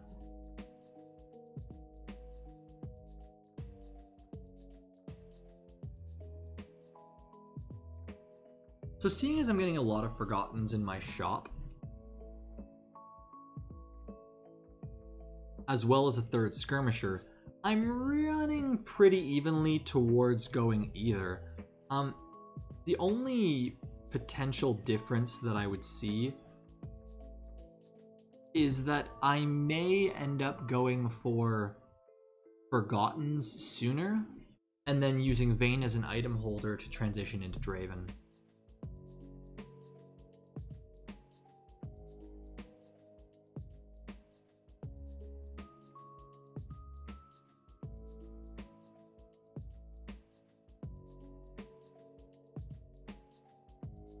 So unfortunately we break our loss streak here, but we were able to loss streak basically throughout all of round 2.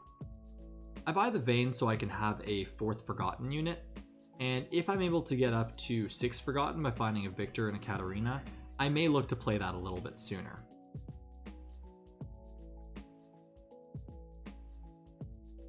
So the reason why I'm going to put my units more towards the corner like this is because I want to make sure that I can survive this Krugs round.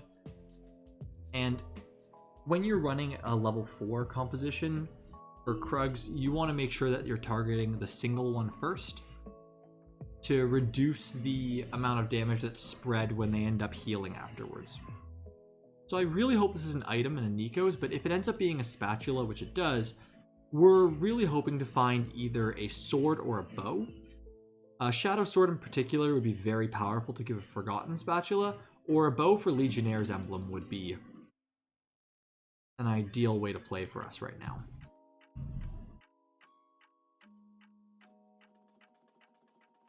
So since I haven't committed any items yet for the spatula, and I know I'm going to be going an attack damage focused carry, ideally Draven or Jax, I want to try to make sure I can leave this open, because if I do go for Jax, I can very easily do an Ironclad emblem, which means that I will be able to take out Nautilus and still run Rel and have enough value and survivability across 3 Ironclad instead of just having 2.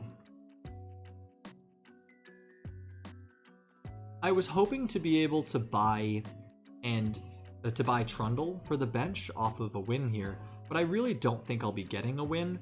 Aatrox is quite survivable between his own self-healing on his ability and having a Bloodthirster, but I think Kha'Zix will be able to tear him apart on this next cast here. And with that, he'll be able to easily clean me up in overtime. I do believe it's right to sell the Vayne and buy the Trundle, because it's looking more and more likely that I'll be able to go Draven here instead. I'll pick up the BF sword for now, even though it does turn into a skirmisher's emblem. And the reason why I'm okay with it is because if I do end up going for the skirmisher's emblem, then I can... Sorry, I'm just going to swap in my skirmishers here for now and keep my legionnaires in the meantime. The reason why I'm okay with having the sword for skirmisher's emblem is I can easily make someone like Mordekaiser a skirmisher, and I can go 4 Dragon Slayers and still keep the 6 skirmishers. But at this point, I've resigned myself to going either skirmishers or a Draven build. I haven't decided on either yet, seeing as I really have open options so far. But I can leave that sword if I wanted to make an Infinity Edge on what would be Draven, if I find that he would be my my carry unit. Going into Carousel on after stage 3-3, I'll be able to pick up a 4-cost unit, ideally, and if I'm able to find a Draven with an item that could potentially help power him up, it would be very, very useful. With that being said, we are able to hit a 2-star Callista, we're able to hit a 2-star Trundle, which will definitely make us more survivable as we go into stage 3-3.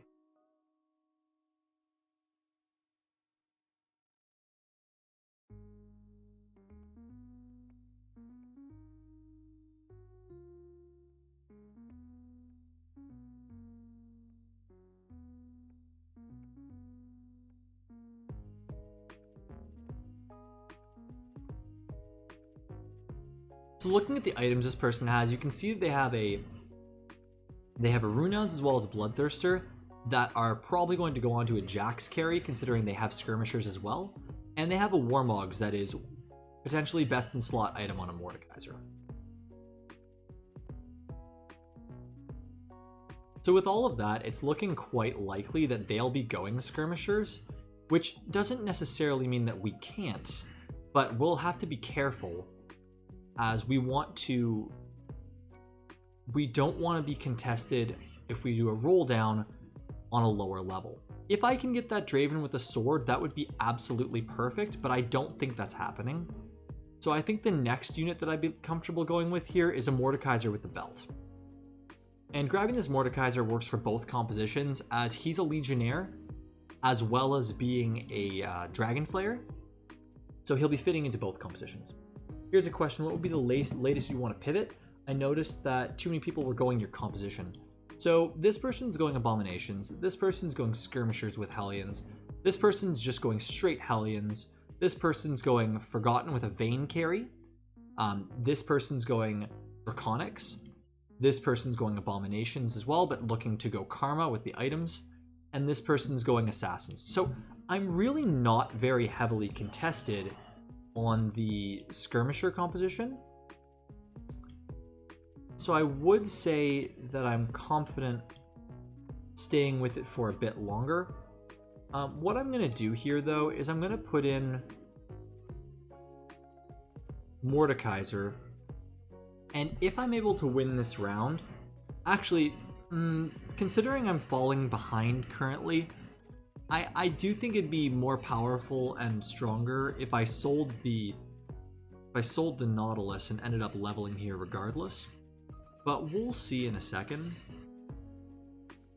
Yeah, I'm definitely going to have to sell this Nautilus, and it'd be stronger for me to level right now, even though I am losing and trying to lose streak. My health's starting to get a little bit lower that I don't really want to use as a resource for much longer. I haven't put an item yet onto this Callista, but considering I have 4 Forgotten, I'm feeling very confident that I'm going to end up going for a Forgotten Draven build. I want to save either the sword or this crit glove to be able to make a shadow item for Draven. If I can only make an Infinity Edge, that's also fine. I could potentially make a shadow item on a different unit. But stage 4-2 is the latest I would ever want to pivot, because that's the point you're going to get your last consistent item piece, and that will make your difference on what you'll want to play. This person's definitely going Karma, but thankfully we're strong enough just with the Mordekaiser that we break our loss streak, preserve a little bit of health, and as we go into Wolves, we're feeling decently confident. I find the Katarina here, which gives me a 5th Forgotten. So the only Forgotten I'd be missing would be something like a Draven, ideally at level 7. I would love to try to level up to 8 and roll for him, but I'm worried I'll be at too low a life total. What I can do is I can keep the Mordekaiser as a frontline unit and also as another Legionnaire, as Legionnaire will give Draven and Mordekaiser a fair bit more survivability.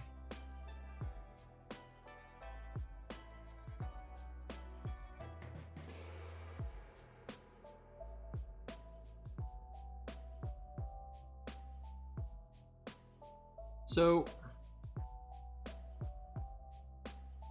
what I'm going to do here is I'm going to put the Warmogs on Mordekaiser. I'm also going to give him just the ability power. And what I'll do when I'll sell Callista is I'll put the spell crit on him with the Jeweled Gauntlet and put a Death Blade on Draven / Callista if I can't get a good shadow item on 4-2.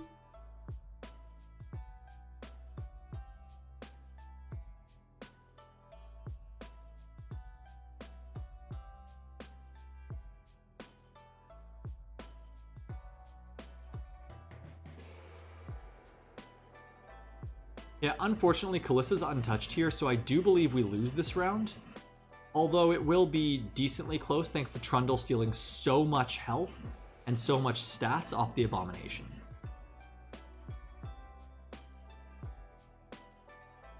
Oh wow, so we're able to barely pull out a win. Trundle's very strong because he steals % of their attack damage, armor, and everything. Looking at these items, none of the shadow items are particularly powerful for us here. But we will take the shadow crit gloves, as that gives us an option of the Trickster's gloves to use on a Forgotten unit. We do need to start doing a bit of rolling, and we find the Rise. So we do have 6 Forgotten, but I'm going to sell this Vein because we want to make sure that we can find our carry for our Forgotten unit.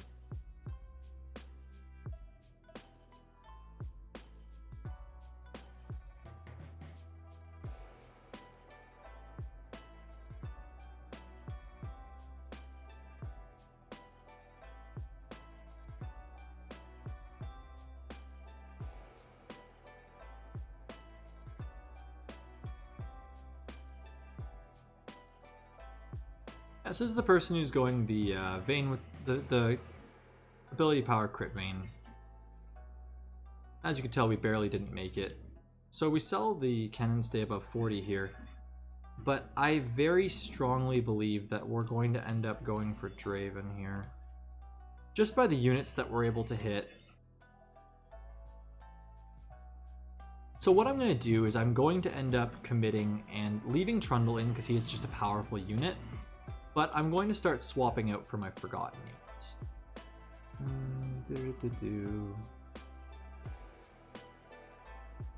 And leave Mordekaiser in for the interim.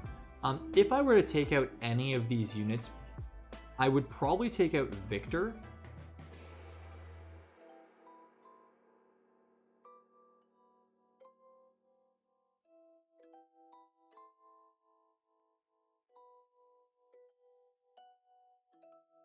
So as we're looking to go into the carousel here, I want to make sure that I can grab a shadow item or an item that'll be able to help our composition some more.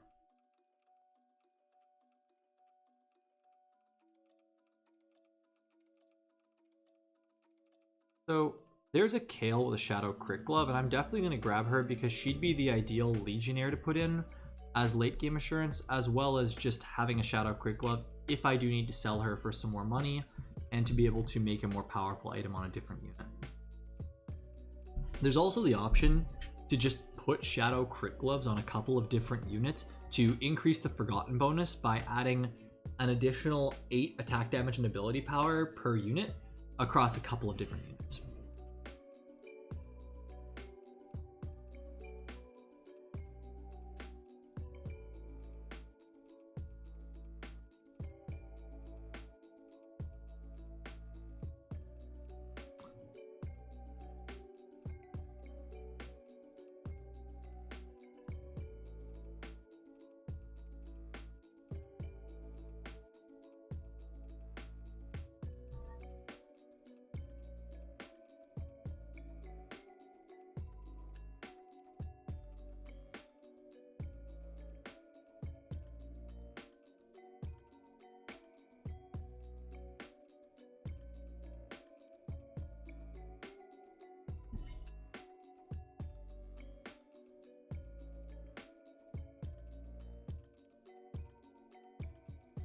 Yeah, so unfortunately our health's getting really low here, and we're not finding any Dravens, so we're pretty dead in the water by our position, but we haven't found Jaxes or anything either.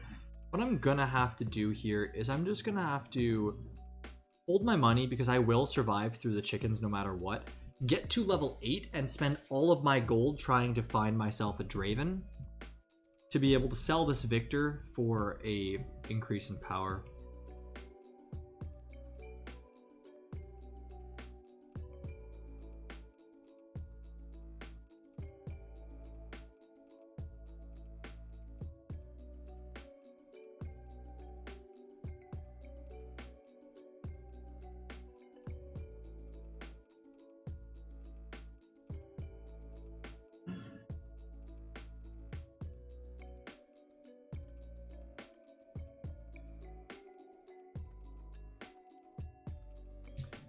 So we're not going to have any life to spare. We're going to have to try to win every single round from here on out, if possible.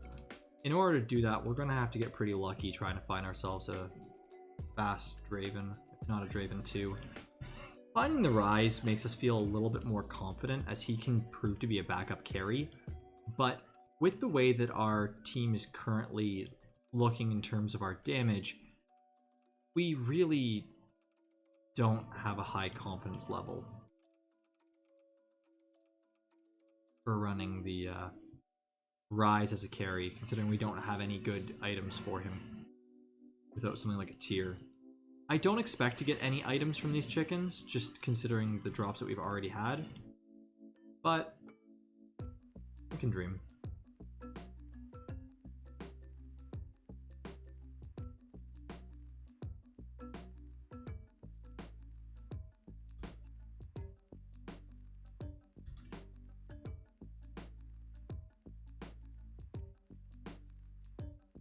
So now, far too late, we find all three of these units.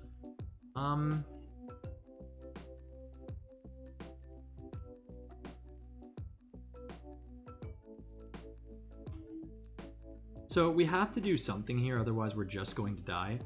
So I do end up throwing in our different Forgotten and Skirmisher units, as we can make a Skirmisher's emblem on somebody in the unlikely event we win this fight. Otherwise, we just end up in 8th place. Not unexpected considering our lack of luck, but it can't be helped. So it is 10:15. I am going to be playing this one last game.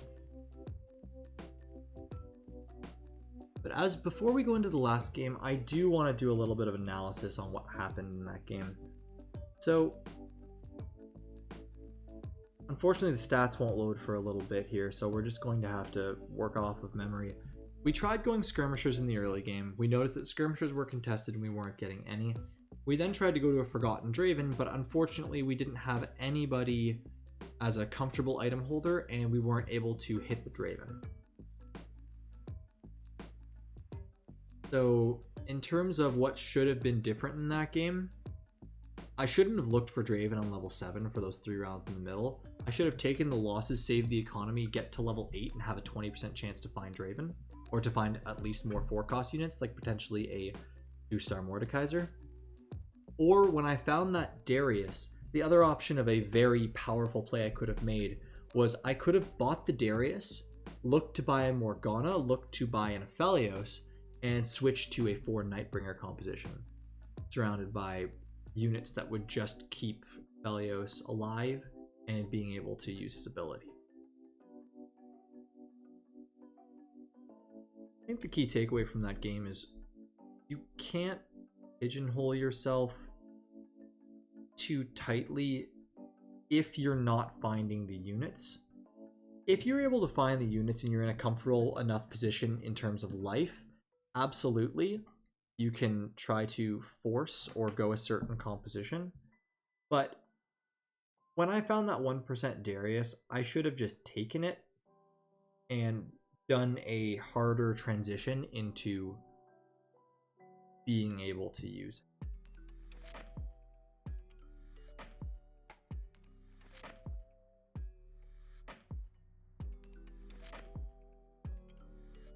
I'd love to hear from the chat if there's anything else that they think could have been different, or what stood out to them as any questionable plays throughout the game.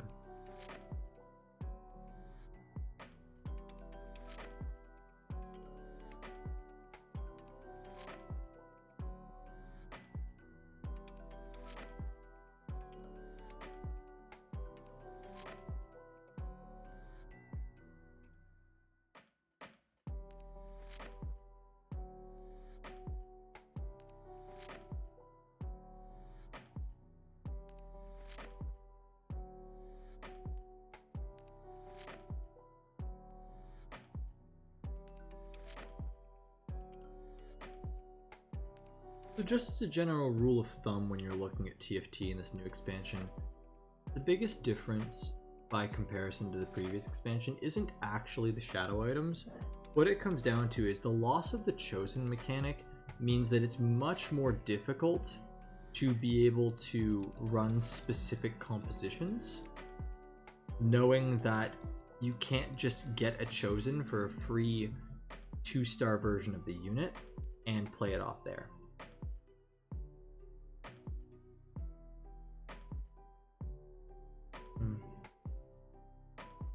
That's a really good point, Corvax. I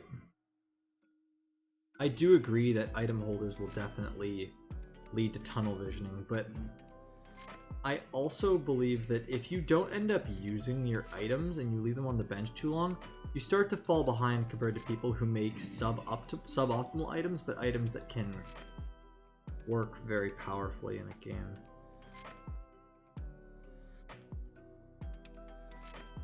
So this early 6 gold start feels really good to us. Unfortunately, we have a Kled in the shop, but I don't know if we want to make a 2-star Kled because we have an ability power on him, and Kled doesn't have any real ability power ratio and doesn't have anything that he can use it with. So the only way we could force the item off of Kled is if we managed to get a 3-star. So I'd much rather take the ability power off him and have a much more staggered approach to the beginning of the game. This early set is definitely an idea of a unit to grab, and I may sell these Kleds and buy it, because if we find early Draconic, it's extremely powerful, and that the earlier you get it, the stronger it will be. Because you'll start generating eggs on your bench, and those eggs will let you just make more units and work up towards 3 stars of the units that you have.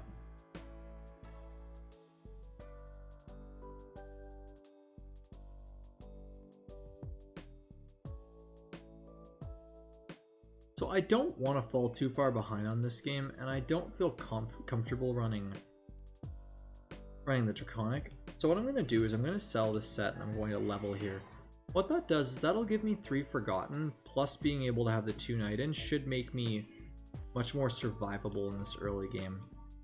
I'm also going to put the ability power on Vayne, just so when she does get her 3-shot for her Silver Bolt, it hits harder. In the event that I get a Shadow Crit Glove off of the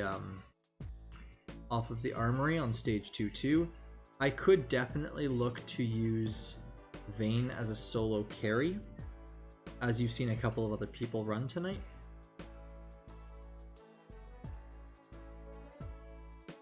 But unfortunately, we take our loss against this person who's already got a very fast 3 Draconic.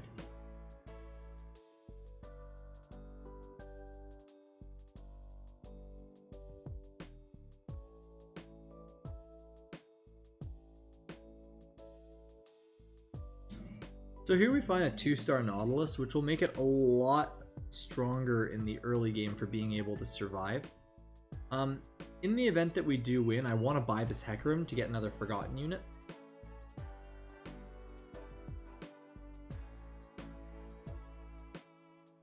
Because it's such a strong item in general, I do feel comfortable just making Ginsu's Rageblade on Vayne, because that can be used for any number of carries, And in the event we do stay with Vayne, it is one of her perfect items. If we don't want to go Vayne and the game starts to give us more redeemed units, Kale as a late game option is very powerful. But personally, as we saw last game, I'd much rather not tunnel vision into a late game composition and focus more on what the game is currently giving us. And it seems to be giving us a lot of Forgotten and a pretty free 2-star Nautilus as a solid front line in this early game.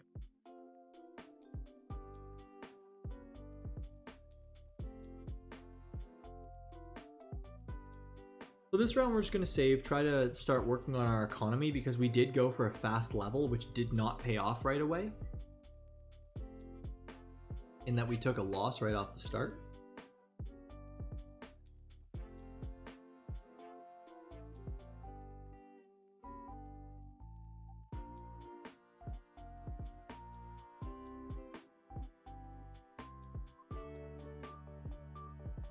So I noticed that a lot of people just passively seem to be running Rangers in the early game. It's possible they could look to go some sort of a composition with Aphelios depending on their items. I notice on this person's bench they have the ability to make a Risk Thirster or a Runaan's Hurricane and a Shadow Deathblade. Both items could be very, very powerful on Aphelios, and they already have 3 Rangers with a Vayne on the bench, so I believe that they may look to go for a 4 Ranger Aphelios build, but we'll have to see throughout the game what Laoka ends up going for.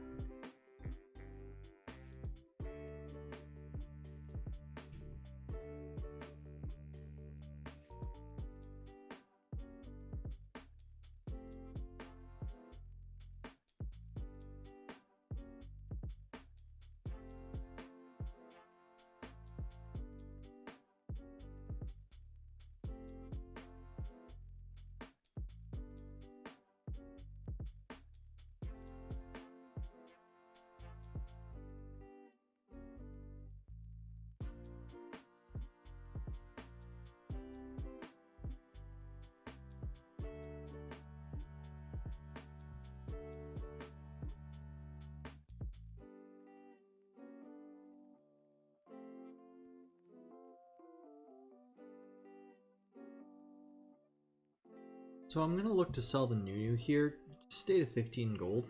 But what I can do for now is I can look to buy this Nautilus as it's not hurting our economy. And if the game is going to work to give us a 3-star Nautilus, it's definitely something that we can do.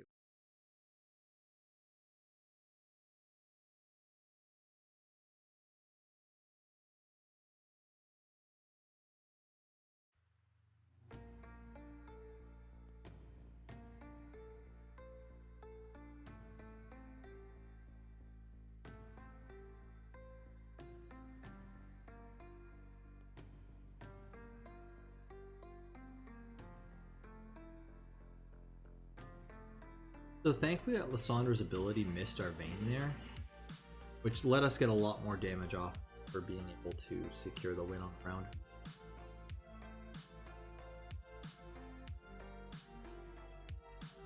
So the only unfortunate part that we have currently is that we haven't seen any more Vaynes, which does not give me confidence towards playing Vayne as our late game carry.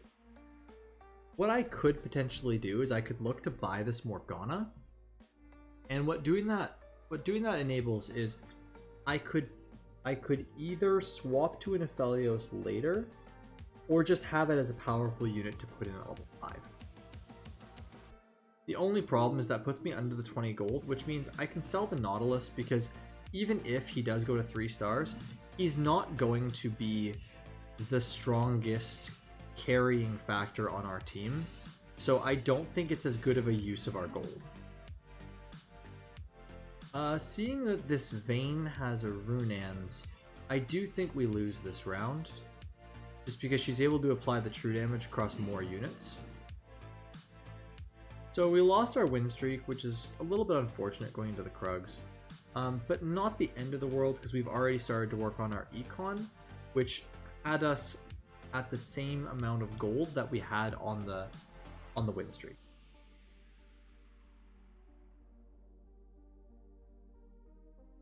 So here, since we have 5 units, we can actually just keep everything towards the left-hand side.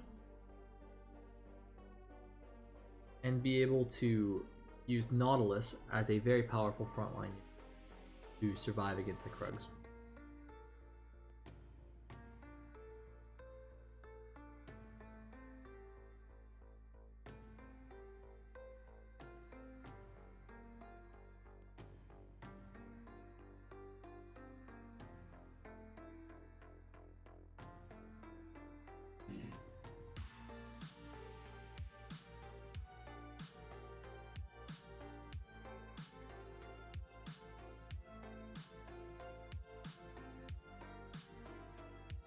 So, as we enter stage 3-1, I know that I'm not going to be playing Vayne.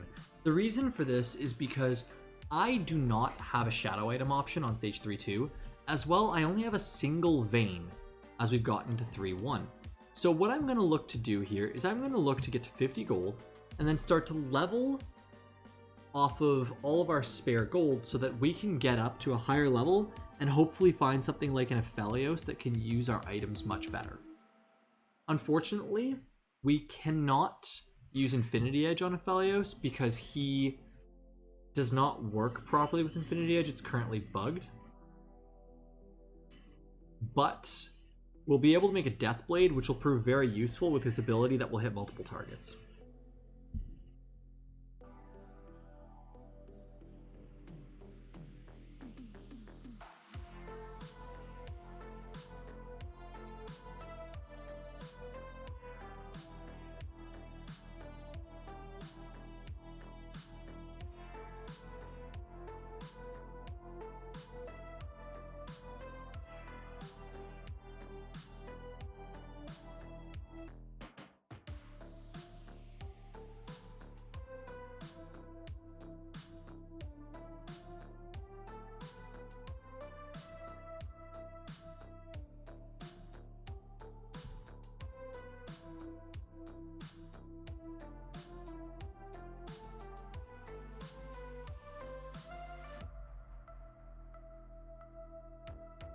The other option for a late game carry, as I said, would be a Kale with our items, but I don't think it's wise to buy the Lux now just because she's not going to prove as valuable if we cannot put her in sooner. Now, what I can do, considering it's very unlikely that I'll be going Forgotten at this point, in fact I'd say I won't be. So what I can do is I can sell one of these Heckrooms to buy the Lux, knowing that at level 6 I can throw her in as a second Mystic in the interim.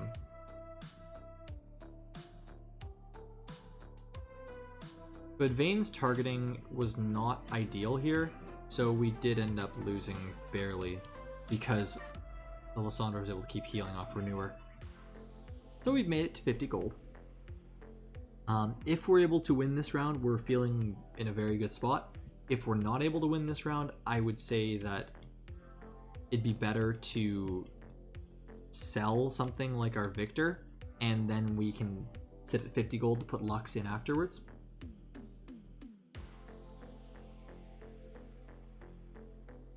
If we're able to find a health on this carousel or a sword, I will want to grab that as first priority because then we can make a Morellonomicon or a Guardian Angel for Morgana. If we're not able to get either of those because we are still sitting at actually quite a high health total, what we may end up doing is we may end up trying to go for something like a...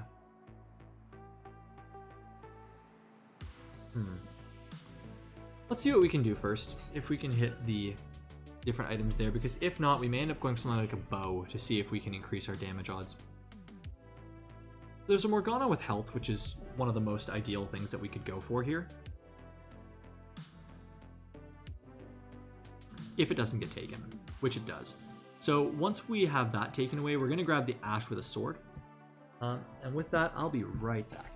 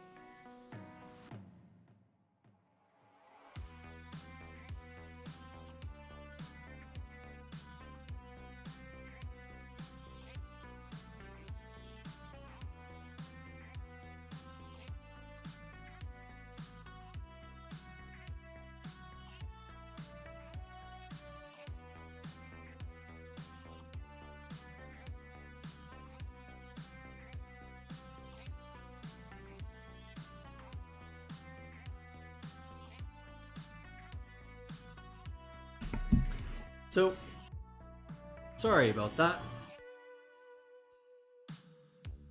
I got called away. So fortunately what that did was that was able to let us immediately level to level 7 here. And as we go into stage 4-2, we're going to pick up our items first to see what we're working with. We have some pretty good items for Aphelios. So what we can do is we can start to get some Verdant Knights and start looking towards leveling to level 8 to get Aphelios in as soon as possible. So ideally with Aphelios, what we're going to do is we're going to want to have our 4 Nightbringers in Morgana, Aphelios, potentially Darius, and Lysandra. Or sorry, not Lysandra. The Lysandra 3-star came on the screen and distracted me. We can do Yasuo. Ideally, we'd want something like maybe Sejuani, something with more crowd control. Along with that, we're going to look to have our Ironclads. So that'll put us to 6 units. Our 7th unit will be another Mystic, and our 8th unit will look to be another Knight.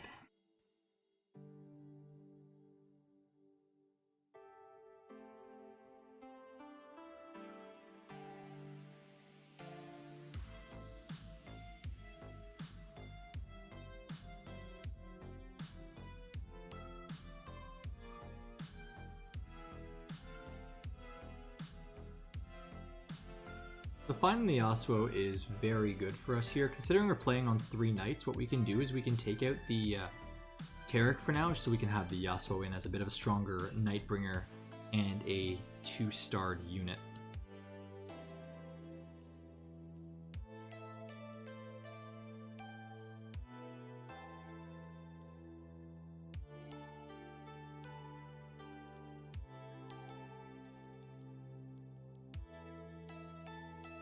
What I'm going to do is, as I sold the Ashe for Morgana to get a Guardian Angel, because she's going to want that in her late game build and she'll be feeling much stronger with it.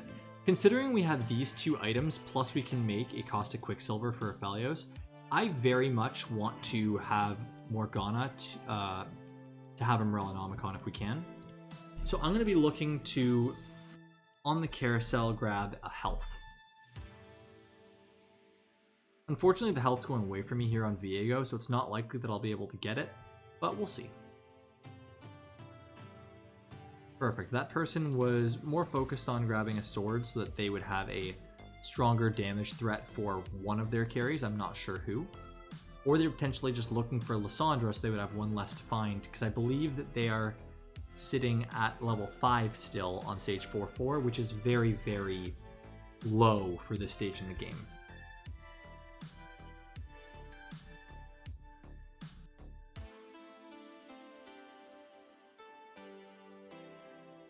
So before we lose more health here, we want to make sure that we do some rolling and find some units to be able to help us.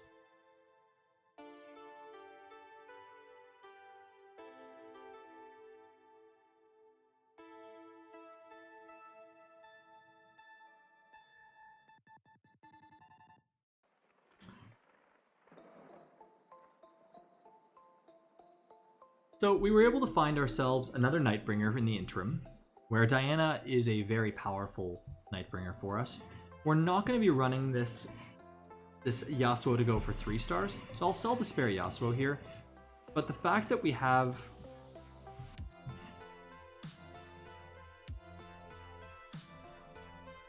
the Aphelios with being able to throw very powerful items on him put us in a decent spot moving forward.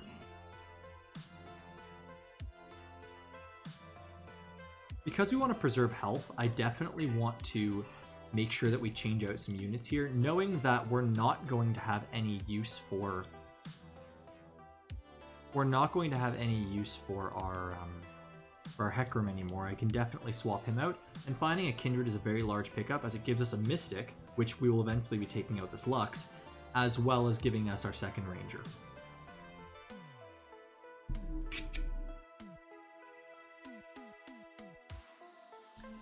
From here, our upgrades would be swapping this Yasuo out for a Darius, as he'll be doing Armor Shred, finding ourselves a Rel so we can have the Ironclad trait, and then leveling up our Aphelios before we feel confident enough to start moving towards level 9, potentially. The time that we look to move towards level 9 is if we can find ourselves a 2-star Morgana and Aphelios, seeing as Morgana is our frontline carry and tank, and Aphelios is our backline carry. I'm not going to do any rolling here as we're going into 4-7 with chickens. We already have 6 items via 12 different components, and since we already have a 13th component, we're unlikely to find anything else but more gold here, and that'll put us above 20 for our interest.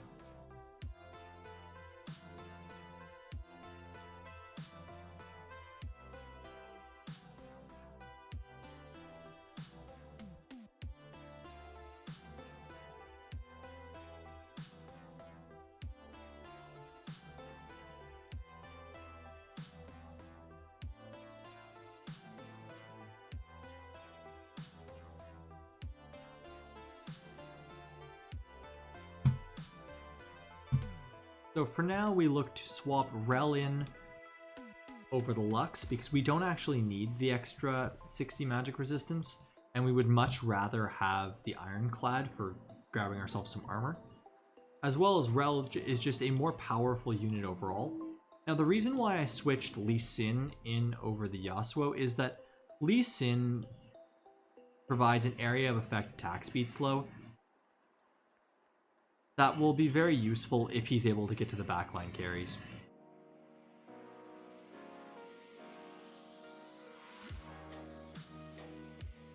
So I believe we're going to take a loss here as Aphelios is currently burning off of Heimerdinger. Yeah, not unexpected in the slightest. So we want to make sure we preserve our gold here while we start looking for 2 stars on our more powerful units.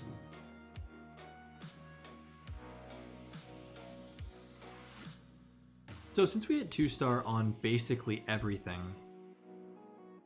we're sitting in a pretty good position here. And what I'm going to do is I'm going to put Last Whisper on the Lee Sin, because I will be swapping him out with Darius if I'm able to find the Darius. And I want to make sure that the Darius gets Last Whisper, because if he's able to critically strike the opponents, he will be able to shred even more armor, which will make it much more powerful for Aphelios to just deal even more damage. Finding the Aphelios 2-star is extremely important, as we got more attack damage percentage increase, and considering we have a Death Blade on him, he's going to be working multiplicatively very well off of that. Now we're sitting at far too low of a life total to be greedy and save gold to go to level 9. But what I can do, since I have 1 loss to play with here, is I can just start saving up some money in the event that I have to do a large roll down to try to find a Darius. If I do find a Darius or a Kindred in the carousel here, we're feeling very fortunate in that we should be able to hold out to either go to level 9 or find a 2-star of the other one. What we would want to do if we did find a way to go to level 9 would be to look towards a 3-star Aphelios, no matter how unlikely that would be at our current health total.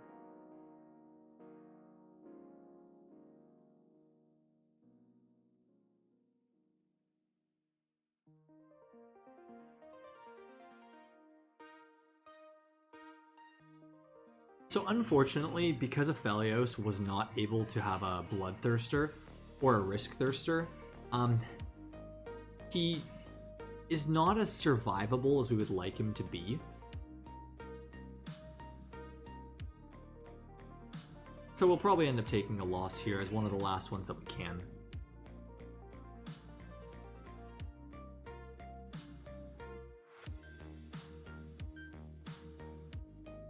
Going into Carousel, one of the best things we can grab here is a Zeke's Herald. Being able to increase the attack speed of Kindred, Aphelios, and Diana will be very, very valuable.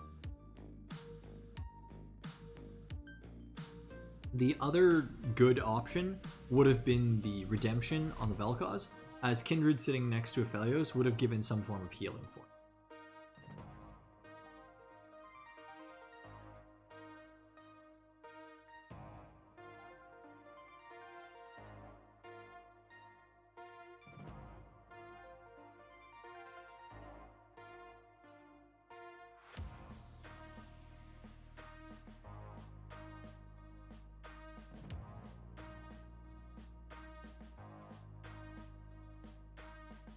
So unfortunately, we still have to play with this Thresh because Darius would give us our other knight.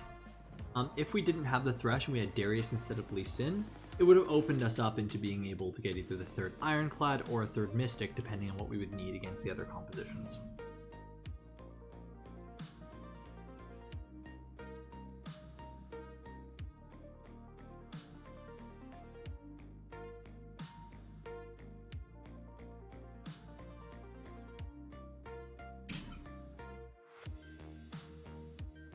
Thankfully, Kindred was able to get her ult off in time with the Assassins targeting her first, so Aphelios was able to live and hold out long enough for us to get a win there.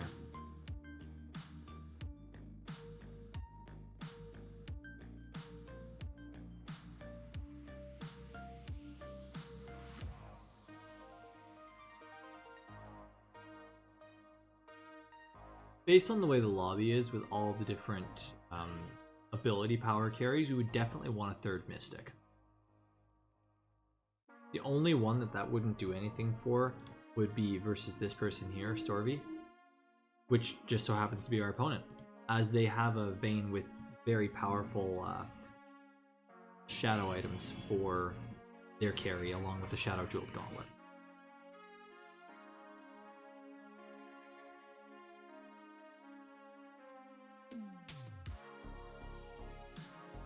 Thankfully, Aphelios is more powerful than the Vayne with our targeting, so we're able to close out that round and make it through to Dragon.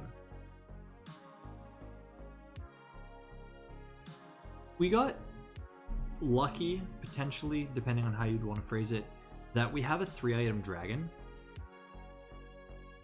And what we'll want to do with that is we could potentially itemize this Lee Sin, which would become a Darius if we're lucky, to have the Giant Slayer and the Sunfire to be able to cause mischief in the front line, as well as putting a Frozen Heart on Kindred so she can cast slightly sooner and keep Aphelios more safe in the back line.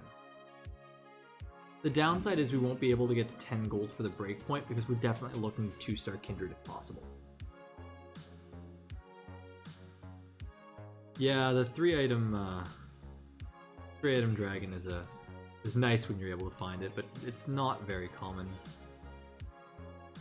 Unfortunately, we don't hit anything here, which means that we're going to still itemize the Lee Sin and itemize the Kindred, but it would have been much better to have the Darius, and I in fact bought the Jax just to get the third Ironclad as an interim unit.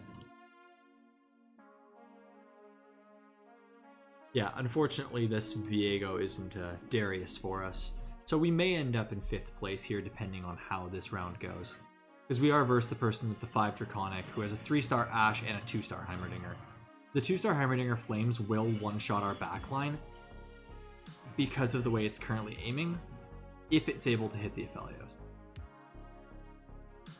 So thankfully Aphelios hasn't been hit by the Flames yet, which is buying us enough time that we should be able to barely close out that win.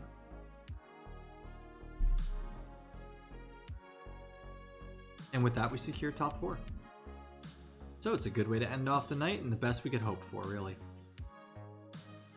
Unfortunately, we never saw any Darius, but we made the most of our situation, being able to take the Vayne that we had with the early game items and not finding any Vaynes, and transitioning into a 4 Nightbringer Aphelios composition that has been focused on keeping him alive. Buy the Teemo, maybe be able to sell for the 5 gold and keep looking.